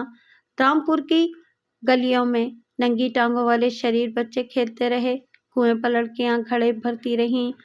اگر کہیں دوبارہ رونق نظر نہیں آئی تو وہ 2 جگہ تھیں، ایک ڈاکٹر گلزار کا دیہاتی دواخانہ جو کھلنے کے 2 ماہ بعد ہی بند ہو گیا تھا، اور دوسرا چھکا گھر جس کے مکین زندگی کے خوف سے اپنا بسیرا چھوڑ چکے تھے، اور اب پختہ لکڑی کے دروازے پر لگا ہوا بڑا سا آہنی تالا دن بدن زنگ آلود ہوتا جا رہا تھا۔ اچھو ابھی تک مفرور تھا اور مجھے شک تھا کہ وہ جلد یا بدیر نوری تک پہنچنے کی کوشش کرے گا۔ یہی وجہ تھی کہ نوری کے شوہر امین فورمین کو میں نے مسلسل نظر میں رکھا ہوا تھا۔ رامپور سے امرتسر کا فاصلہ 8-10 میل سے زیادہ نہیں تھا۔ ہفتے میں ایک آدھ بار میرا امرتسر جانا ہو ہی جاتا تھا۔ میں جب بھی امرتسر جاتا کسی نہ کسی بہانے امین سے ملاقات ضرور کرتا۔ امرتسر کی اصل آبادی سے کچھ فاصلے پر وہ ایک بہت بڑی ورک شاپ میں کام کرتا تھا۔ یہ ورک شاپ کئی ایکڑ رقبے پر پھیلی ہوئی تھی۔ ورک شاپ کی حد بندی کرنے کے لیے خاردار تاریں لگائی گئی تھیں۔ ان تاروں کے اندر مختلف محکموں کی بے شمار نئی اور پرانی گاڑیاں کھڑی رہتی تھیں۔ امین کے نیچے 15-20 مکینک کام کرتے تھے۔ وہ خود مین گیٹ کے پاس لکڑی کے ایک چھوٹے سے کیبن میں بیٹھا رہتا تھا۔ کوئی کام الجھ جاتا تو مکینک آ کر اسے بتا دیتے تھے۔ میں نے امین کو صاف لفظوں میں سمجھا دیا تھا کہ وہ اشرف عرف اچھو کی طرف سے چوکس رہے۔ وہ مفرور ہے اور کسی بھی وقت سامنے آ سکتا ہے۔ امین میری بات سمجھ گیا تھا۔ ویسے بھی یہ سارا قصہ الف سے لے کر یہ تک اسے معلوم تھا۔ اس سے نوری کے بارے میں کوئی بھی بات چھپانا فضول تھا۔ ایک روز کچہری سے واپس آتے ہوئے میں امین سے ملنے رک گیا۔ ورک شاپ میں پہنچا تو وہ اپنے کیبن میں موجود نہیں تھا۔ کیبن سے باہر لوہے کی کرسیوں پر اس کے 3-4 ملنے والے بیٹھے ہوئے تھے، اور وہ نوجوان تھے اور 2 ٹیکسیوں پر یہاں پہنچے تھے۔ شکل و صورت اور لباس سے وہ سب ٹیکسی ڈرائیور ہی لگتے تھے۔ میں سادہ لباس میں تھا، اس لیے نوجوانوں نے میری موجودگی کی کوئی پرواہ نہیں کی اور اپنی روانی میں بات چیت کرتے رہے۔ وہ ایک دوسرے کو الٹے پلٹے ناموں سے پکار رہے تھے، فحش گالیوں سے نواز رہے تھے اور بار بار کسی دوڑ کا ذکر کر رہے تھے۔ میں نے ان کی باتوں پر کان لگائے تو پتہ چلا کہ وہ کسی ٹیکسی دوڑ کا ذکر کر رہے ہیں اور اس دوڑ پر شرطیں وغیرہ لگانے کی بات ہو رہی تھی۔ ان دنوں امرتسر میں ٹیکسی دوڑ اور ٹانگا دوڑ کا بڑا رواج چلا ہوا تھا۔ یہ دوڑیں چوری چھپے لگتی تھیں اور ان پر بڑی بڑی شرطیں لگائی جاتی تھیں۔ اشرف عرف اچھو بھی ایسی دوڑ کا بہت شوقین تھا۔ وہ اس بارے میں بڑے بڑے دعوے کیا کرتا تھا، اور یہ دعوے حقیقت سے کچھ ایسے خالی بھی نہیں تھے۔ بڑا تیز ڈرائیور تھا وہ، گاڑی ایسے چلاتا تھا جیسے ڈاکہ مار کر آیا ہو یا ڈاکو کا پیچھا کر رہا ہو، اور یہ کسی ایک وقت کی بات نہیں تھی۔ گاڑی میں بیٹھتے ہی وہ ہوا کے گھوڑے پر سوار ہو جاتا تھا۔ ایک دفعہ ایک ٹیکسی دوڑ میں حصہ لینے کے لیے اس نے اپنے پیر استاد کی ٹیکسی چرا لی تھی اور راتوں رات امرتسر سے دہلی پہنچ گیا تھا۔ بڑی کشش تھی اس کے لیے ایسے کاموں میں۔ ڈرائیوروں میں جو گفتگو ہو رہی تھی اس سے مجھے چند اور باتوں کا پتہ بھی چلا۔ وہ امین فورمین کو استاد ملتانی کے نام سے یاد کر رہے تھے اور اس کے متعلق بڑی دلچسپ باتوں میں مصروف تھے۔ ایک نے کہا، یار سنا ہے کہ نئی استادنی استاد کو قریب ہی نہیں پھٹکنے دیتی۔ ایک فرپا اندام ڈرائیور بولا، ہاں یار، استاد کا موڈ ہر وقت کیسا خراب رہتا ہے، دیکھتے نہیں، ہر ایک کو کاٹنے کو دوڑتا ہے۔ भूरे रंग का एक फुर्तीला सा नौजवान ड्राइवर बोला, हम सब खोते के पुत्र हैं। एक ऐसे शख्स के बारे में परेशान हो रहे हैं जो है ही उस्ताद। अड़ियल से अड़ियल गाड़ी उसके हाथ में आकर रवां हो जाती है। उस्तादनी को स्टार्ट होते भी ज्यादा देर नहीं लगेगी, देख लेना तुम। यकायक उन सबको चुप होना पड़ा। अमीन फोरमैन एक मैले कपड़े से हाथ पोंछता वापस चला रहा था। उसके साथ एक नौउम्र मैकेनिक भी था। मुझे देखकर अमीन सीधा मेरी तरफ चला आया। नौउम्र मैकेनिक ने बाहर बैठे ड्राइवरों के साथ सरगोशियां की और वो खामोश हो गए। नौउम्र मैकेनिक ने गालिबन इन्हें बता दिया था कि अंदर थानेदार बैठा है, वो जरा होशियारी से गलबात करें। अमीन फोरमैन मेरे साथ बातों में मसरूफ हो गया।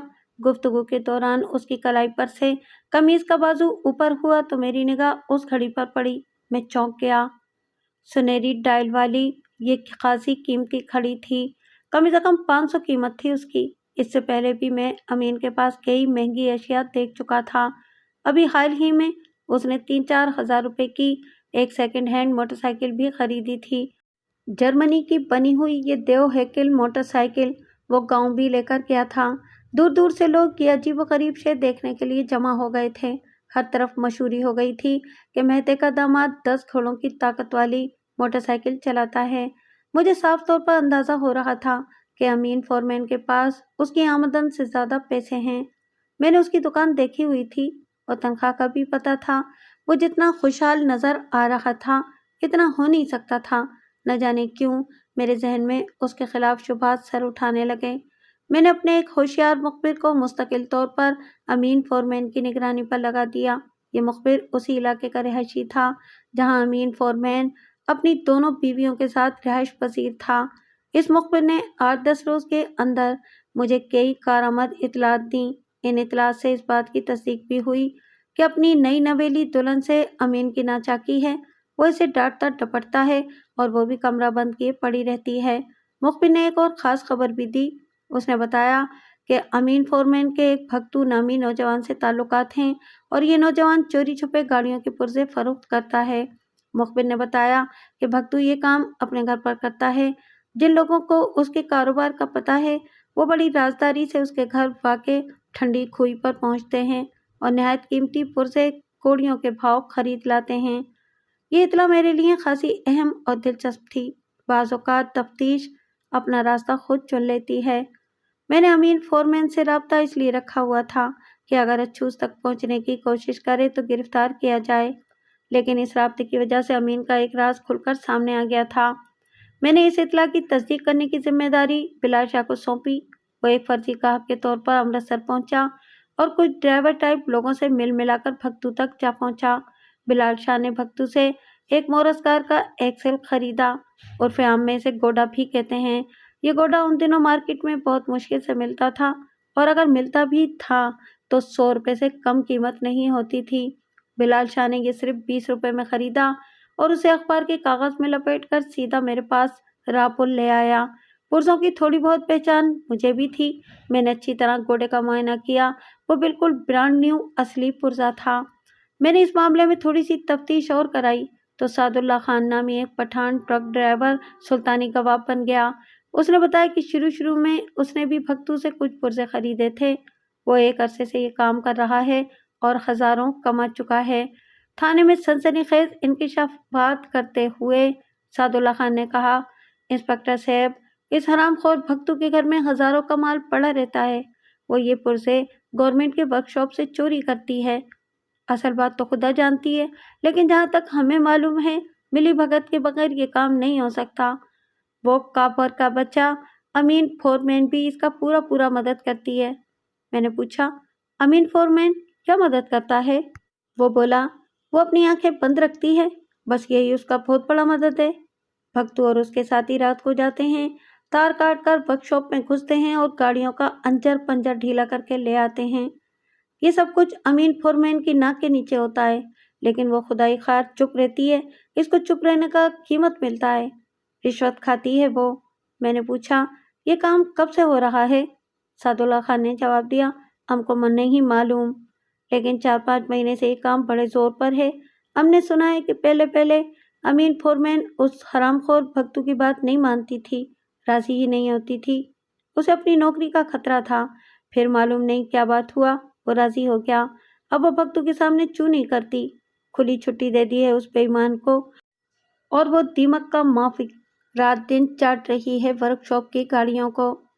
सादुल्ला खान ने इस मामले पर बहुत खुल और तफसील से बात की। उसकी गुफ्तगू से मैंने ये नतीजा निकाला कि अमीन फोरमैन पुरसों की इस चोरी में मुलविस तो है, लेकिन इस काम के लिए उसे मजबूर किया गया है।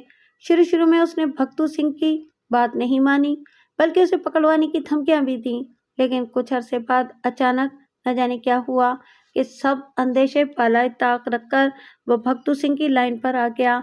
दूसरे लफ्जों में भक्तू सिंह ने उसे मजबूर कर दिया कि वो वर्कशॉप में होने वाली चोरी से आंखें बंद रखे। इस चश्मपोशी के बदले में भक्तू सिंह अपनी काली कमाई में से कुछ रकम अमीन फोरमैन को भी दे देता था।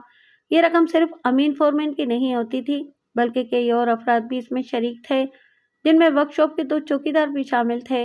अमीन के हिस्से में मुश्किल से 150 रुपया आता था, यानी एक मामूली रकम के एवज अमीन फोरमैन एक बड़ा खतरा मोल लेने पर मजबूर था, और इस वजह से भक्तू सिंह से अक्सर उसकी लड़ाई भी रहती थी। दर हकीकत वो इस दलदल से निकलना चाहता था, लेकिन भक्तू सिंह के हाथ में मालूम नहीं कौन सी ऐसी कल थी कि वो दबाता था तो अमीन उसके सामने बेबस हो जाता था। भक्तू सिंह के बारे में मैंने दूसरे जरियों से भी मालूमात हासिल करने की कोशिश की। मालूम हुआ कि वो एक खतरनाक शख्स है। उसका कोई करीबी रिश्तेदार किसी बहुत बड़े सरकारी ओहदेदार का ड्राइवर है। इस ताल्लुक की वजह से वो छोटे बड़े कई केसों में बरी हो चुका है। बहुत हदछुट शख्स है। चंद माह पहले वो भीख मांगने वाली एक नौजवान लड़की को उठाकर अपने मकान में ले गया था। लड़की का शौहर उसे छुड़ाने के लिए पहुंचा तो भक्तू सिंह ने उससे हाथापाई की और ऐसा जोरदार मुक्का उसके सर पर मारा कि वो वहीं तड़प कर मर गया। बाद में वो इस कत्ल से साफ बरी हो गया। मुतालिका इंस्पेक्टर ने अपनी रिपोर्ट में लिख दिया कि मुतवफ़ी नशे का आदी था और दिमाग की शरीयान फटने से मरा है। पता नहीं कैसे लड़की ने भी अदालत में बयान दे दिया कि मरने वाले से भक्तू सिंह की कोई हाथापाई नहीं हुई थी। इस तरह के और कई किस्से भक्तू सिंह के मुतालिक मशहूर थे। पेशे के लिहाज से वो टैक्सी ड्राइवर था और गैर शादीशुदा था। मैंने फैसला किया कि भक्तू सिंह को रंगे हाथों पकड़ा जाए, ताकि बहुत बड़े अफसर का ड्राइवर कोई चाचा मामा उसे छुड़ा न सके। अपने मुखबिर के जरिए और सुल्तानी गवाह की मदद से मैंने अमीन फोरमैन का कच्चा चटा जान लिया। वर्कशॉप में चोरी की वारदात अमूमन जुमेरात और जुमे की दरमियानी शब को होती थी। इस रोज अमीन फोरमैन की ड्यूटी रात को होती थी। वो मखसूस गाड़ियों के बोनट शाम को ही खुलवा देता था। चौकीदार उससे मिले हुए थे, वो दाएं बाएं हो जाते थे। भक्तू सिंह अपने 1 या 2 साथियों के साथ वर्कशॉप में घुसता था और गाड़ियों का पोस्टमार्टम शुरू कर देता था। वो जुमेरात की ठिठरी हुई शब थी। 12 साढ़े 12 बजे का अमल था। अपने एएसआई और अमले के 4 अफराद के साथ मैंने खामोशी से वर्कशॉप में छापा मारा। सुल्तानी गवाह सादुल्ला खान के अलावा वर्कशॉप का एक नौजवान मैकेनिक रघबीर भी हमारे साथ था। हम सबसे पहले अमीन फोरमैन के केबिन में घुसे। वो सिरे से अपनी ड्यूटी पर मौजूद ही नहीं था। उसकी जगह एक काला कलूटा रंगसाज कुर्सी पर टांगे पसारे सो रहा था। रघबीर की रहनुमाई में हम वर्कशॉप के बसियोरीज अहाते में पहुंचे। वो हमें एक बस में ले गया। अब बस की बॉडी तैयार हो चुकी थी, सिर्फ रंग वगैरह होने वाला था। हम दरवाजे खोलकर अंदर दाखिल हुए तो दोनों चौकीदारों से मुलाकात हो गई। वो अपनी राइफलें एक तरफ रखे बड़ी तसल्ली से ताश खेल रहे थे। एक सीट पर शराब की खाली बोतल लुढ़की हुई थी। फर्श पर हड्डियों, मूंगफली और चिलगोजों के छिलकों की बहार थी। बस की अंदरूनी रोशनी में चौकीदारों के चेहरे सरसों की तरह जर्द नजर आने लगे। इन्हें फौरी तौर पर हिरासत में ले लिया गया। अब रघबीर हमें वर्कशॉप के शुमाली हिस्से की तरफ ले गया। यहाँ एक जगह सफेद रंग की बेशुमार छोटी जीपें खड़ी थीं। ये बिल्कुल नई गाड़ियां थीं, लेकिन खुले आसमान तले होने के सबब गर्दो गुबार से हटी हुई थीं। उनकी हालत देखकर अंदाजा होता था कि वो तवील अरसे से यहाँ पार्क हैं और मौसम की सख्ती सह रही हैं। इन गाड़ियों का ताल्लुक महकमा जंगलात से था। मालूम नहीं किस वजह से ये अभी तक बेकार पड़ी थीं। रघबीर हमें गाड़ियों की तवील कतारों में से गुजारकर अपनी सिमत में ले आया। वो इस सारे चक्कर से बखूबी आगा था। उसने हमें 5 ऐसी गाड़ियां दिखाईं जिनके बोनट खुले हुए थे। ये गाड़ियां आज रात के पोस्टमार्टम के लिए तैयार थीं। मैंने फालतू आदमियों को वर्कशॉप के ऑफिस में वापस भेज दिया اور خود ASI باجوہ اور 2 سپاہیوں کے ساتھ محکمہ زراعت کی ایک اسٹیشن ویگن میں گھس کر بیٹھ گیا۔ اس وقت رات کا 1 بجا تھا جب خاردار تاروں کی طرف کچھ ہلچل محسوس ہوئی۔ ہم چوکنے ہو کر بیٹھ گئے۔ چند سائے تاروں کے قریب متحرک نظر آ رہے تھے۔ دیکھتے ہی دیکھتے انہوں نے تار کاٹے اور احاطے میں گھس آئے۔ وہ تعداد میں 4 تھے اور بڑے اطمینان سے دبے پاؤں چلتے ہوئے کھلے بونٹ والی جیپوں کی طرف گئے۔ ان میں سے 2 کے ہاتھوں میں تھیلے تھے، یقیناً ان میں اوزار تھے۔ اس مقام پر تقریباً تاریکی تھی۔ ایک فوٹوگرافر ہمارے ساتھ تھا، تیز روشنی والی ٹارچیں بھی تھیں۔ ہم ایک ساتھ اسٹیشن ویگن سے باہر نکلے اور ٹارچیں روشن کر دیں۔ چاروں چکے روشنی میں نہا گئے۔ ان میں سے ایک لمبے نوجوان کو دیکھ کر میں چونک گیا۔ بھوری بالوں اور بھوری آنکھوں والا یہ پھرتیلا سا شخص ان ڈرائیوروں میں موجود تھا جو چند روز پہلے امین فورمین کے کیبن سے باہر بیٹھے ٹیکسی، دور کی اور دنیا جہان کی باتیں کر رہے تھے۔ میرے ذہن نے پکار کر کہا کہ یہی بھگت سنگھ ہے۔ اگلے لمحے میرا یہ خیال درست ثابت ہوا۔ میں نے جب سرکاری ریوالور سیدھا کیا اور پکار کر ہینڈز اپ کا حکم دیا تو سب سے پہلے بھورے نوجوان نے حرکت کی۔ سیکنڈ کے 10واں حصہ ضائع کیے بغیر وہ تیزی سے میری طرف آیا اور دھکا دیتا ہوا خاردار تاروں کی طرف بھاگا۔ اس کا دھکا مجھے ٹھیک طرح نہیں لگا۔ میں لڑکھڑا کر سنبھل گیا۔ خبردار، میں نے چلا کر کہا۔ اس نے سنی انسنی کی اور دوڑتا چلا گیا۔ میرا ASI باجوہ اس کے پیچھے لپک رہا تھا۔ وہ اسے یقیناً پکڑ لیتا، لیکن میں نے کوئی خطرہ مول لینا مناسب نہیں سمجھا۔ اگر یہی بھگتو تھا تو اس سے ہاتھا پائی نقصان دہ ثابت ہو سکتی تھی۔ جو شخص مکہ مار کر ایک شخص کی جان لے سکتا ہے وہ اپنی جان خطرے میں دیکھ کر کچھ بھی کر سکتا تھا۔ میں نے ٹریننگ کے مطابق داہنا گھٹنا زمین پر ٹیکا، اطمینان سے ریوالور کو دونوں ہاتھوں میں سیدھا کیا اور رفتار سے بھاگنے والے کی ٹانگوں کا نشانہ لے کر یکے بعد دیگرے 2 فائر کیے۔ دھماکوں سے رات کا سناٹا لرز اٹھا۔ پوری رفتار سے بھاگتے بھاگتے نوجوان اوندھے منہ گرا اور پختہ زمین پر دور تک لڑھکتا چلا گیا۔ اس کے باقی ساتھیوں میں سے بھی ایک نے بھاگنے کی کوشش کی، لیکن سپاہیوں نے لپک کر اسے دبوچ لیا اور تلاشی لے کر اس کے لباس سے ایک دیسی پستول برآمد کر لیا۔ گرفتار ہونے والوں میں بھوری آنکھوں والا نوجوان بھگتو سنگھ ہی تھا۔ اس کے ساتھ ساتھ امین فورمین اور دونوں چوکیدار بھی حوالات میں پہنچ گئے۔ ورکشاپ میں کھڑی محکمہ جنگلات کی گاڑیوں کا معائنہ کیا گیا تو سب کی آنکھیں کھل گئیں۔ ان میں سے بیشتر گاڑیوں کے قیمتی پرزے غائب ہو چکے تھے۔ ان کے علاوہ بھی کئی گاڑیوں اور چیسس کے پرزہ جات پر ہاتھ صاف کیا گیا تھا۔ حوالات میں ملزمان سے تفتیش کا آغاز ہوا۔ بھگتو سنگھ خاصا سخت جان تھا، لیکن جب 3rd ڈگری سے واسطہ پڑا تو اس نے سب کچھ قبول کر لیا۔ اس نے تسلیم کیا کہ استاد ملتانی یعنی کہ امین فورمین کو اس غیر قانونی کام پر مجبور کرتا رہا ہے۔ اب سوال یہ پیدا ہوتا تھا کہ امین فورمین مجبور کیوں ہوا؟ سیدھا سادہ جواب یہ تھا کہ بھگتو سنگھ کے پاس امین فورمین کی کوئی کمزوری تھی۔ اس کمزوری کی شے پر بھگتو سنگھ نے اسے بلیک میل کیا اور وہ بلیک میل ہو گیا۔ معمولی رقم کے بدلے میں اس نے اپنی ملازمت، نیک نامی، عزت، سب کچھ داؤ پر لگا دیا۔ میں جاننا چاہتا تھا کہ وہ کمزوری کیا تھی۔ بھگتو سنگھ نے پہلے تو اس سلسلے میں اپنی زبان بالکل بند رکھی، لیکن جب اسے 3rd ڈگری سے چھٹکارے کی کوئی صورت نظر نہ آئی تو ایک روز اس خبیث نے سب کچھ بک دیا۔ اس نے جو کچھ بتایا وہ اتنا سنسنی خیز تھا کہ مجھے اپنے کانوں پر یقین نہیں آیا۔ اس نے انکشاف کیا کہ راپور کا ڈاکٹر گلزار اچھو کے ہاتھوں نہیں، امین فورمین کے ہاتھوں قتل ہوا تھا۔ تفصیل بتاتے ہوئے اس نے کہا کہ اشرف عرف اچھو ڈاکٹر کو شمشان گھاٹ میں مار پیٹ کر چھوڑ گیا تھا۔ بعد میں امین فورمین وہاں پہنچا اور اس نے ایک ٹائی راڈ کی بے درپے ضربوں سے نیم بے ہوش ڈاکٹر کا سر توڑ دیا۔ میں نے بھگتو سنگھ سے پوچھا، تمہیں اس واقعے کا کیسے علم ہے؟ جواب میں اس نے اپنے گنوار لہجے میں کہا، میں ہی تو وہ ٹیکسی ڈرائیور ہوں جس نے اچھو کے ساتھ مل کر ڈاکٹر گلزار کو دواخانے سے اٹھایا تھا اور شمشان گھاٹ میں اس کی ٹھکائی کی تھی۔ بعد میں نے امین فورمین کو جا کر بتا دیا کہ ڈاکٹر گلزار شمشان گھاٹ میں پڑا ہے۔ امین فورمین اپنی موٹر سائیکل پر بیٹھ کر شمشان گھاٹ پہنچا اور ڈاکٹر کے سانس پورے کر دیے۔ لیکن امین کو ایسا کرنے کی کیا ضرورت تھی؟ میں نے پوچھا۔ وہ نوری سے شادی کرنا چاہتا تھا۔ بھگتو نے ایک اور انکشاف کیا۔ میں چکرا کر رہ گیا۔ ڈاکٹر گلزار کے قتل کے ڈانڈے کہاں سے کہاں جا ملے تھے۔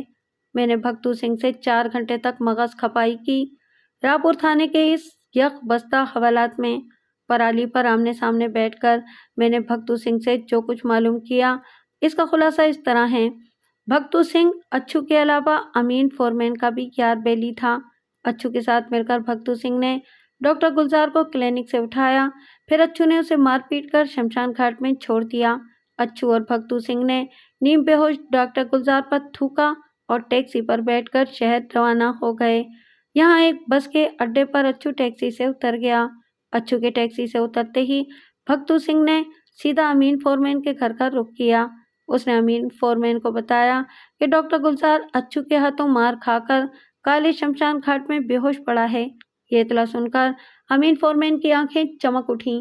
یہ اس کے لیے بڑا سنہرا موقع تھا۔ امین نے ایک عرصے سے نوری پر آنکھ رکھی ہوئی تھی۔ دوسرے لفظوں میں نوری کو حاصل کرنے کی کشمکش صرف اچھو اور ڈاکٹر گلزار میں ہی نہیں تھی، امین فورمین بھی اس کے امیدواروں میں شامل تھا۔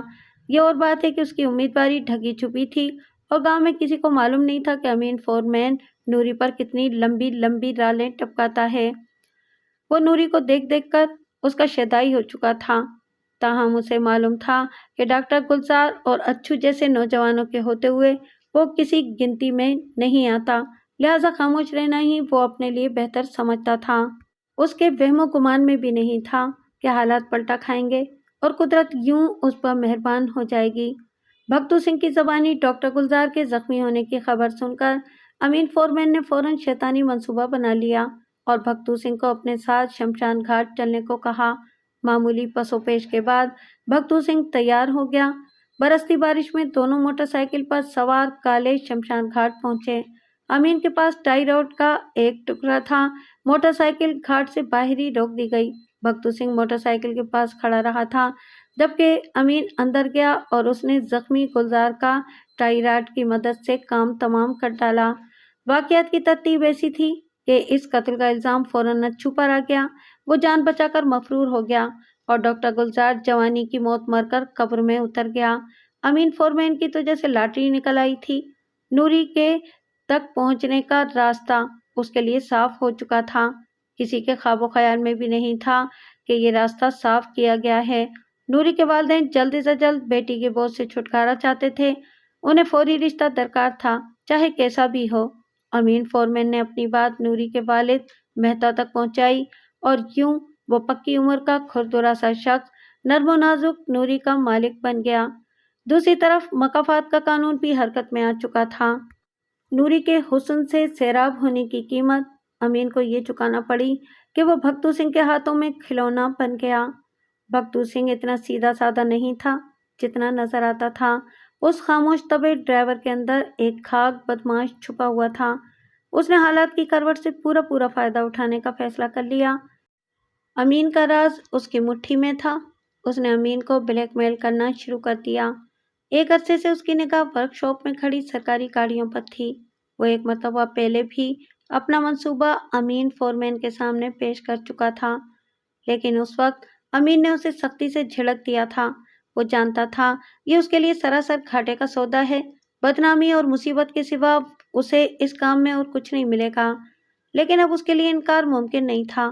بھگتو سنگھ اگر اپنی زبان کھول دیتا تو وہ ڈاکٹر کے قتل کے الزام میں پھانسی کے تختے پر پہنچ سکتا تھا، لہٰذا اسے ایک ایسی راہ پر چلنا پڑا جس پر وہ ہرگز چلنا نہیں چاہتا تھا۔ امین فورمین بظاہر سیدھا سادہ سا شہری نظر آتا تھا، لیکن حوالات میں وہ بھگتو سنگھ سے بھی زیادہ ڈھیٹ اور سخت جان ثابت ہوا۔ اس نے اقبال جرم نہیں کیا، مگر اس سے کوئی فرق پڑنے والا نہیں تھا۔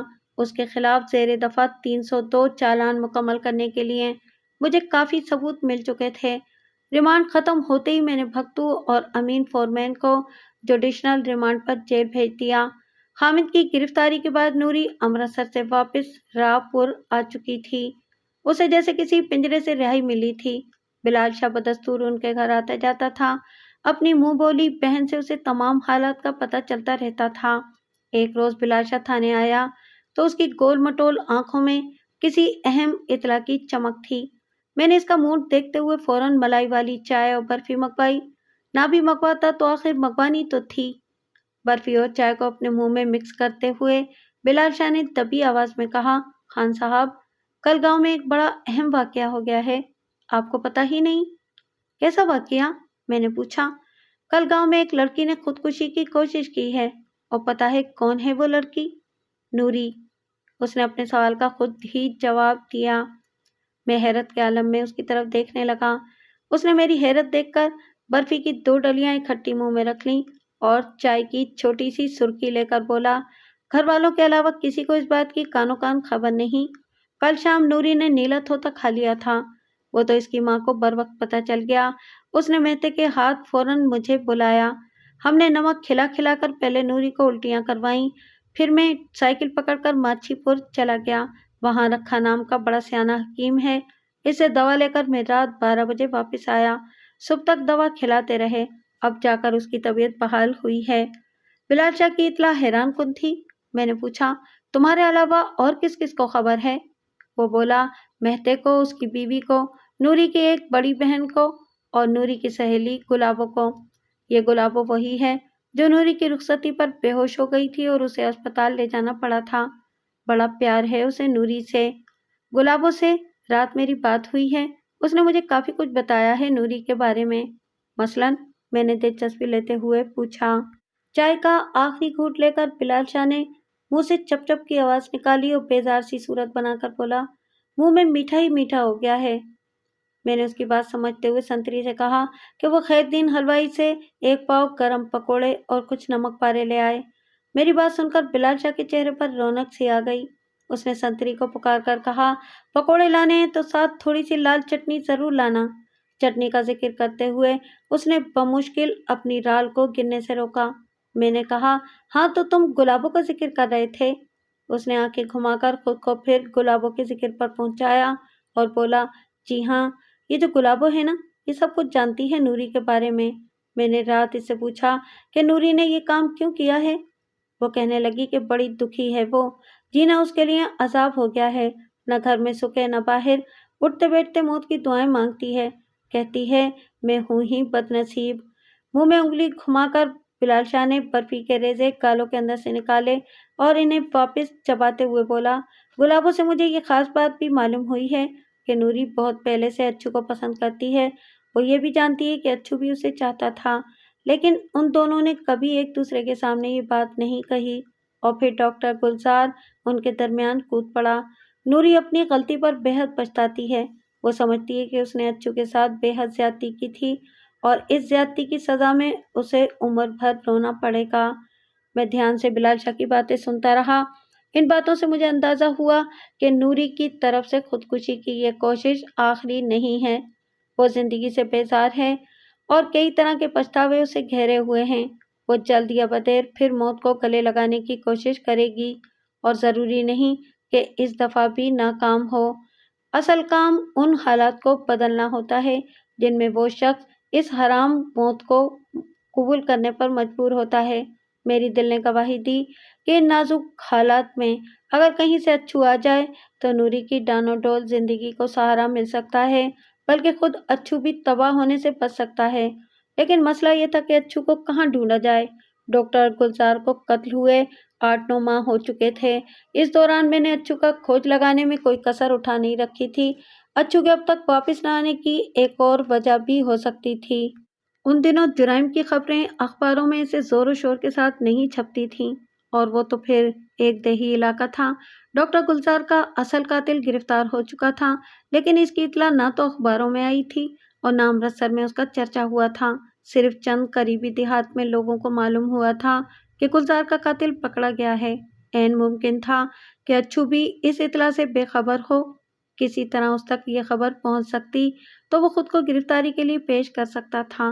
اب اس پر صرف ضرر پہنچانے کا الزام تھا اور زیر دفعہ 320 یا 323 تعزیرات ہند اس کو بمشکل 1.5-2 سال قید کی سزا ہوتی۔ میں نے سوچا کہ امین فورمین کی گرفتاری کی زیادہ سے زیادہ مشہوری ہونی چاہیے تاکہ یہ اطلاع اچھو کے کانوں تک بھی پہنچ سکے، اور اس مقصد سے کسی اخبار کو بھی خبر دی جا سکتی تھی۔ زمیندار اخبار کا مقامی نمائندہ میرا واقف کار تھا۔ میں اس سے رابطے کا سوچ ہی رہا تھا کہ ایک نئی بات میرے دماغ میں آئی۔ میں ایک دفعہ پہلے بھی اچھو سے ایسی ہی چال چل چکا تھا۔ گلزار کی گھوڑی چرا کر اچھو غائب ہو گیا تھا और मैंने उसे वापस लाने के लिए फर्जी मुलजिम को हवालात में बंद कर दिया था। यकीनी बात थी कि अच्छू वो वाकया भूला नहीं होगा। इस तरह उसने अब भी यही समझना था कि मैं उसे चक्कर दे रहा हूँ। बड़ी मुश्किल सी सिचुएशन थी। अच्छू को गायब हुए अब 9 महीने होने को आए थे। मालूम होता था वो पक्का ही गायब हो गया है। उसके हालात अफसोसनाक थे, यानी कातिल न होते हुए भी वो खुद को कातिल समझने पर मजबूर था और दर दर के धक्के खा रहा था। दूसरी तरफ नूरी का मामला था। न जाने क्यों मेरी छठी इस दावा कर रही थी कि अगर अच्छू राहपुर वापस न आया और उसने नूरी को संभालने की कोशिश न की तो वो अपने दुखों की आग में जलकर राख हो जाएगी। एक रोज मैं अपनी सोचों में गुम दफ्तर में बैठा हुआ था। सामने अखबार खुला पड़ा था। एक सफ़े पर नए मॉडल की एक देसी कार की तस्वीर थी। तस्वीर देखते ही अचानक मेरा ध्यान किसी और तरफ चला गया। सोच के आसमान पर जैसे बिजली सी लपक गई। मैं जल्दी से सीधा होकर बैठ गया। मैं उठा और फिर तेज तेज कदमों से बाहर निकल आया। मेरे कानों में वो गुफ्तगू गूंज रही थी जो चंद हफ्ते पहले मैंने अमीन फोरमैन के केबिन में बैठकर सुनी थी। टैक्सी ड्राइवर मेरी मौजूदगी से बेपरवाह किसी टैक्सी रेस की बातें कर रहे थे। इस गुफ्तगू में पेश पेश भक्तू सिंह ही था। मुझे अंदाजा हुआ कि टैक्सी दौड़ का इंतजाम करने वालों में वो भी शरीक है। भक्तू सिंह उस वक्त थाने में ही था। कुछ पूछगछ करने के लिए मैंने उसे जेल से बुलाया हुआ था। मैं लॉकअप में पहुंचा तो वो पराली पर बैठा अपनी भूरी दाढ़ी खुजा रहा था। मैंने लॉकअप का दरवाजा खुलवाया और उसके सामने पहुंच गया। वो हैरत से मेरी तरफ देखने लगा। मैंने कहा, भक्तू, एक बात पूछना चाहता हूँ, देख सच सच बताना। वो भले मानसों की तरह इकरार में सर हिलाने लगा। मैंने कहा, मेरी इत्तला के मुताबिक अमृतसर के गिरदोनवा में कहीं टैक्सी दौड़ होने वाली थी। उस दौड़ का इंतजाम करने वालों में तुम भी शामिल थे। क्या ये बात सच है? भक्तू सिंह ने पहले तो इनकार किया, लेकिन जब मैंने जोर दिया तो मान गया।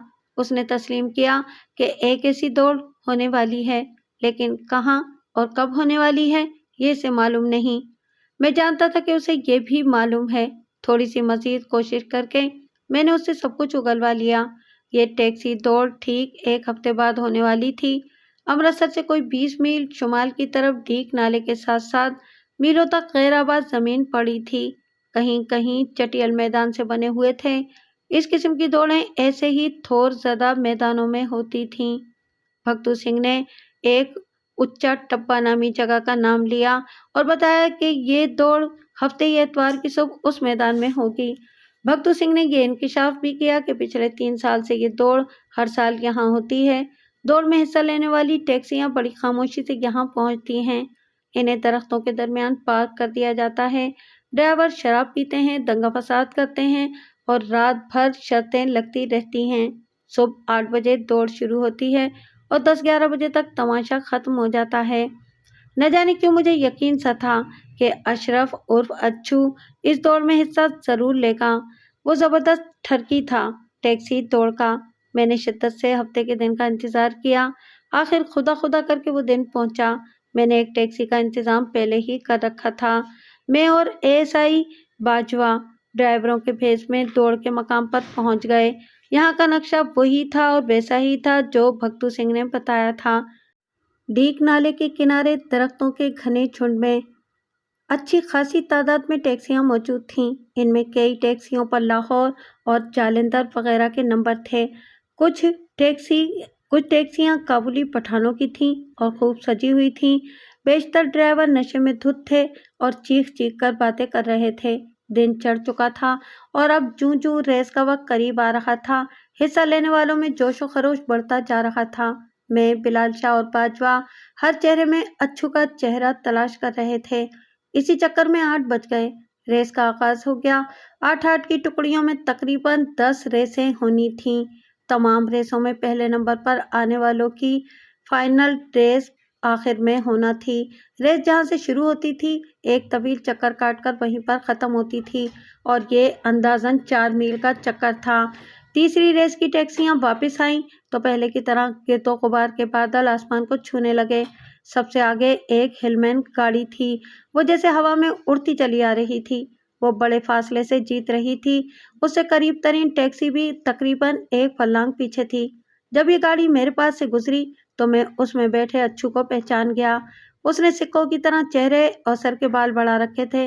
حلیہ بھی سکوں والا تھا، لیکن یہ حلیہ میری آنکھوں کو دھوکہ نہیں دے سکا۔ میرے چہرے پر جوش کی لہر دیکھ کر بلال شاہ اور باجوہ چوک سے گئے۔ میں نے اشارے سے انہیں بتایا کہ اچھو اس ٹیکسی میں ہے۔ چند ہی لمحے بعد ٹیکسی اپنے مقررہ مقام پر رک گئی۔ دروازہ کھلا اور اچھو خوشی سے تمتمایا ہوا باہر نکل آیا۔ دیہاتیوں کے مخصوص انداز میں اس نے ایک ٹانگ پر ناچ کر منہ پر بند مٹھی رکھی اور ہونٹوں سے بب بب کی فاتحانہ آواز نکالی۔ عین اسی وقت اس کی نظر میرے اور بلال شاہ پر پڑ گئی۔ ایک دم اس کے چہرے کا رنگ بدل گیا۔ اس نے آنکھیں سکیڑ کر غور سے ہمیں دیکھا۔ اس کے حمایتی شور کرتے ہوئے اس کی طرف بڑھ رہے تھے۔ وہ اسے شاباش دینا چاہتے تھے، لیکن ان کی شاباش وصول کرنے سے پہلے ہی اس نے دوڑ لگا دی۔ یہ بڑا مذاق خیز منظر تھا۔ اس کے حمایتیوں کو سمجھ نہیں آ رہی تھی کہ ایک دم اچھو کو کیا ہوا ہے۔ بڑکیں مارتا مارتا وہ اچانک بھاگ کیوں کھڑا ہے، اور وہ بھاگ بھی ایسے رہا تھا جیسے موت کو دیکھ لیا ہو۔ اصیل گھوڑے کی طرح لمبی ٹانگیں تھیں اس کی، جسم بھی بھوکے بھیڑیے جیسا تھا۔ لمحوں میں وہ کہیں سے کہیں پہنچ گیا۔ اس دوران باجوہ ٹیکسی اسٹارٹ کر کے پہلا گیئر لگا چکا تھا۔ ہم پھرتی سے ٹیکسی میں سوار ہوئے اور وہ کمان سے نکلے تیر کی طرح اچھو کے پیچھے گئی۔ دور تک چٹیل میدان تھا، چھپنے کے لیے کوئی جگہ نہیں تھی۔ مجھے امید تھی کہ ہم 1 منٹ کے اندر اندر اسے جا لیں گے، لیکن پھر اچھو بھاگتے بھاگتے اچانک ڈیگ نالے کی طرف مڑ گیا اور کنارے کے گھنے درختوں میں گھس گیا۔ ان درختوں کے بیچوں بیچ ایک برجی سی بنی ہوئی تھی، اس کے ساتھ ہی ایک بارہ دری تھی۔ کوئی بہت پرانا مقبرہ تھا۔ قبر کا نام و نشان مٹ چکا تھا، اندر کثرت سے جھاڑ جھنکاڑ اگا ہوا تھا۔ اچھو تیر کی طرح اس پناہگاہ میں گھس گیا۔ میں نے ٹیکسی 20-30 گز دور رکوائی اور نیچے اتر آیا۔ بلال شاہ اور باجوہ بھی ساتھ اترے۔ دفعتاً اچھو کی للکارتی ہوئی آواز آئی، نواز خان! میرے ہاتھ میں پستول ہے، آگے آیا تو مولا قسم لحاظ نہیں کروں گا۔ اس کے ساتھ ہی اس نے ایک ہوائی فائر کر کے اپنے دعوے کا ثبوت پیش کیا۔ ہم نے درختوں کی آڑ لے لی۔ میں نے پکار کر کہا، اچھو خواہ خود کو مصیبت میں نہ ڈال، گلزار کا قاتل پکڑا جا چکا ہے۔ دیکھ میری بات سن، میرا یار ہے تو باہر آ جا، میں تجھ سے وعدہ کرتا ہوں کوئی آنچ نہیں آئے گی تجھ پر۔ وہ گرج کر بولا، لعنت ہے تجھ پر اور تیری یاری پر، تو یار نہیں یار مار ہے، یاری کو بیچ میں نہ لا۔ اگر ہمت ہے تو پکڑ لے مجھے آ کر، اور دیکھ اس بہن کے ویر کو پیچھے ہٹا لے، ورنہ میں پیٹ پھاڑ دوں گا اس کا۔ اس کا اشارہ بلال کی طرف تھا۔ بلال شاہ برجی میں جھانکنے کے لیے تھوڑا سا آگے چلا گیا تھا۔ میں نے اسے ڈانٹ کر پیچھے بلا لیا تھا۔ اس دوران ٹیکسی دوڑ کے تماشائیوں میں سے بیشتر لوگ بھاگتے ہوئے موقع پر پہنچ چکے تھے اور یہاں وہاں درختوں کی آڑ میں کھڑے خوفزدہ نظروں سے یہ منظر دیکھ رہے تھے۔ میں نے گہری سنجیدگی سے کہا، اچھو میں تجھ سے جھوٹ نہیں بول رہا، ڈاکٹر کا قاتل پکڑا گیا ہے، میں اس کا چالان بھی مکمل کر چکا ہوں، تو خود کو خواہ مصیبت میں نہ ڈال۔ وہ تلخ لہجے میں بولا، میں تیری چال بازی جانتا ہوں نواز خان، اب دھوکہ نہیں کھاؤں گا، اگر ہمت ہے تو آ گیا اور پکڑ مجھے۔ اس کا لہجہ بڑا تعاون دلانے والا تھا۔ وہ گفتگو کے دوران مجھے گالیاں بھی دے رہا تھا جو میں یہاں تحریر نہیں کر رہا، لیکن میں یہ بھی جانتا تھا کہ اس میں قصور میرا ہی ہے۔ میں نے ایک دفعہ اس سے جو چال چلی تھی وہ اب میرے سامنے آ رہی تھی۔ باجوہ بہت غصے میں تھا۔ 38 بور کا ریوالور اس کے ہاتھ میں مچل مچل جا رہا تھا، لیکن میں نے اشارے سے اسے سمجھا دیا کہ وہ کوئی کارروائی نہیں کرے گا۔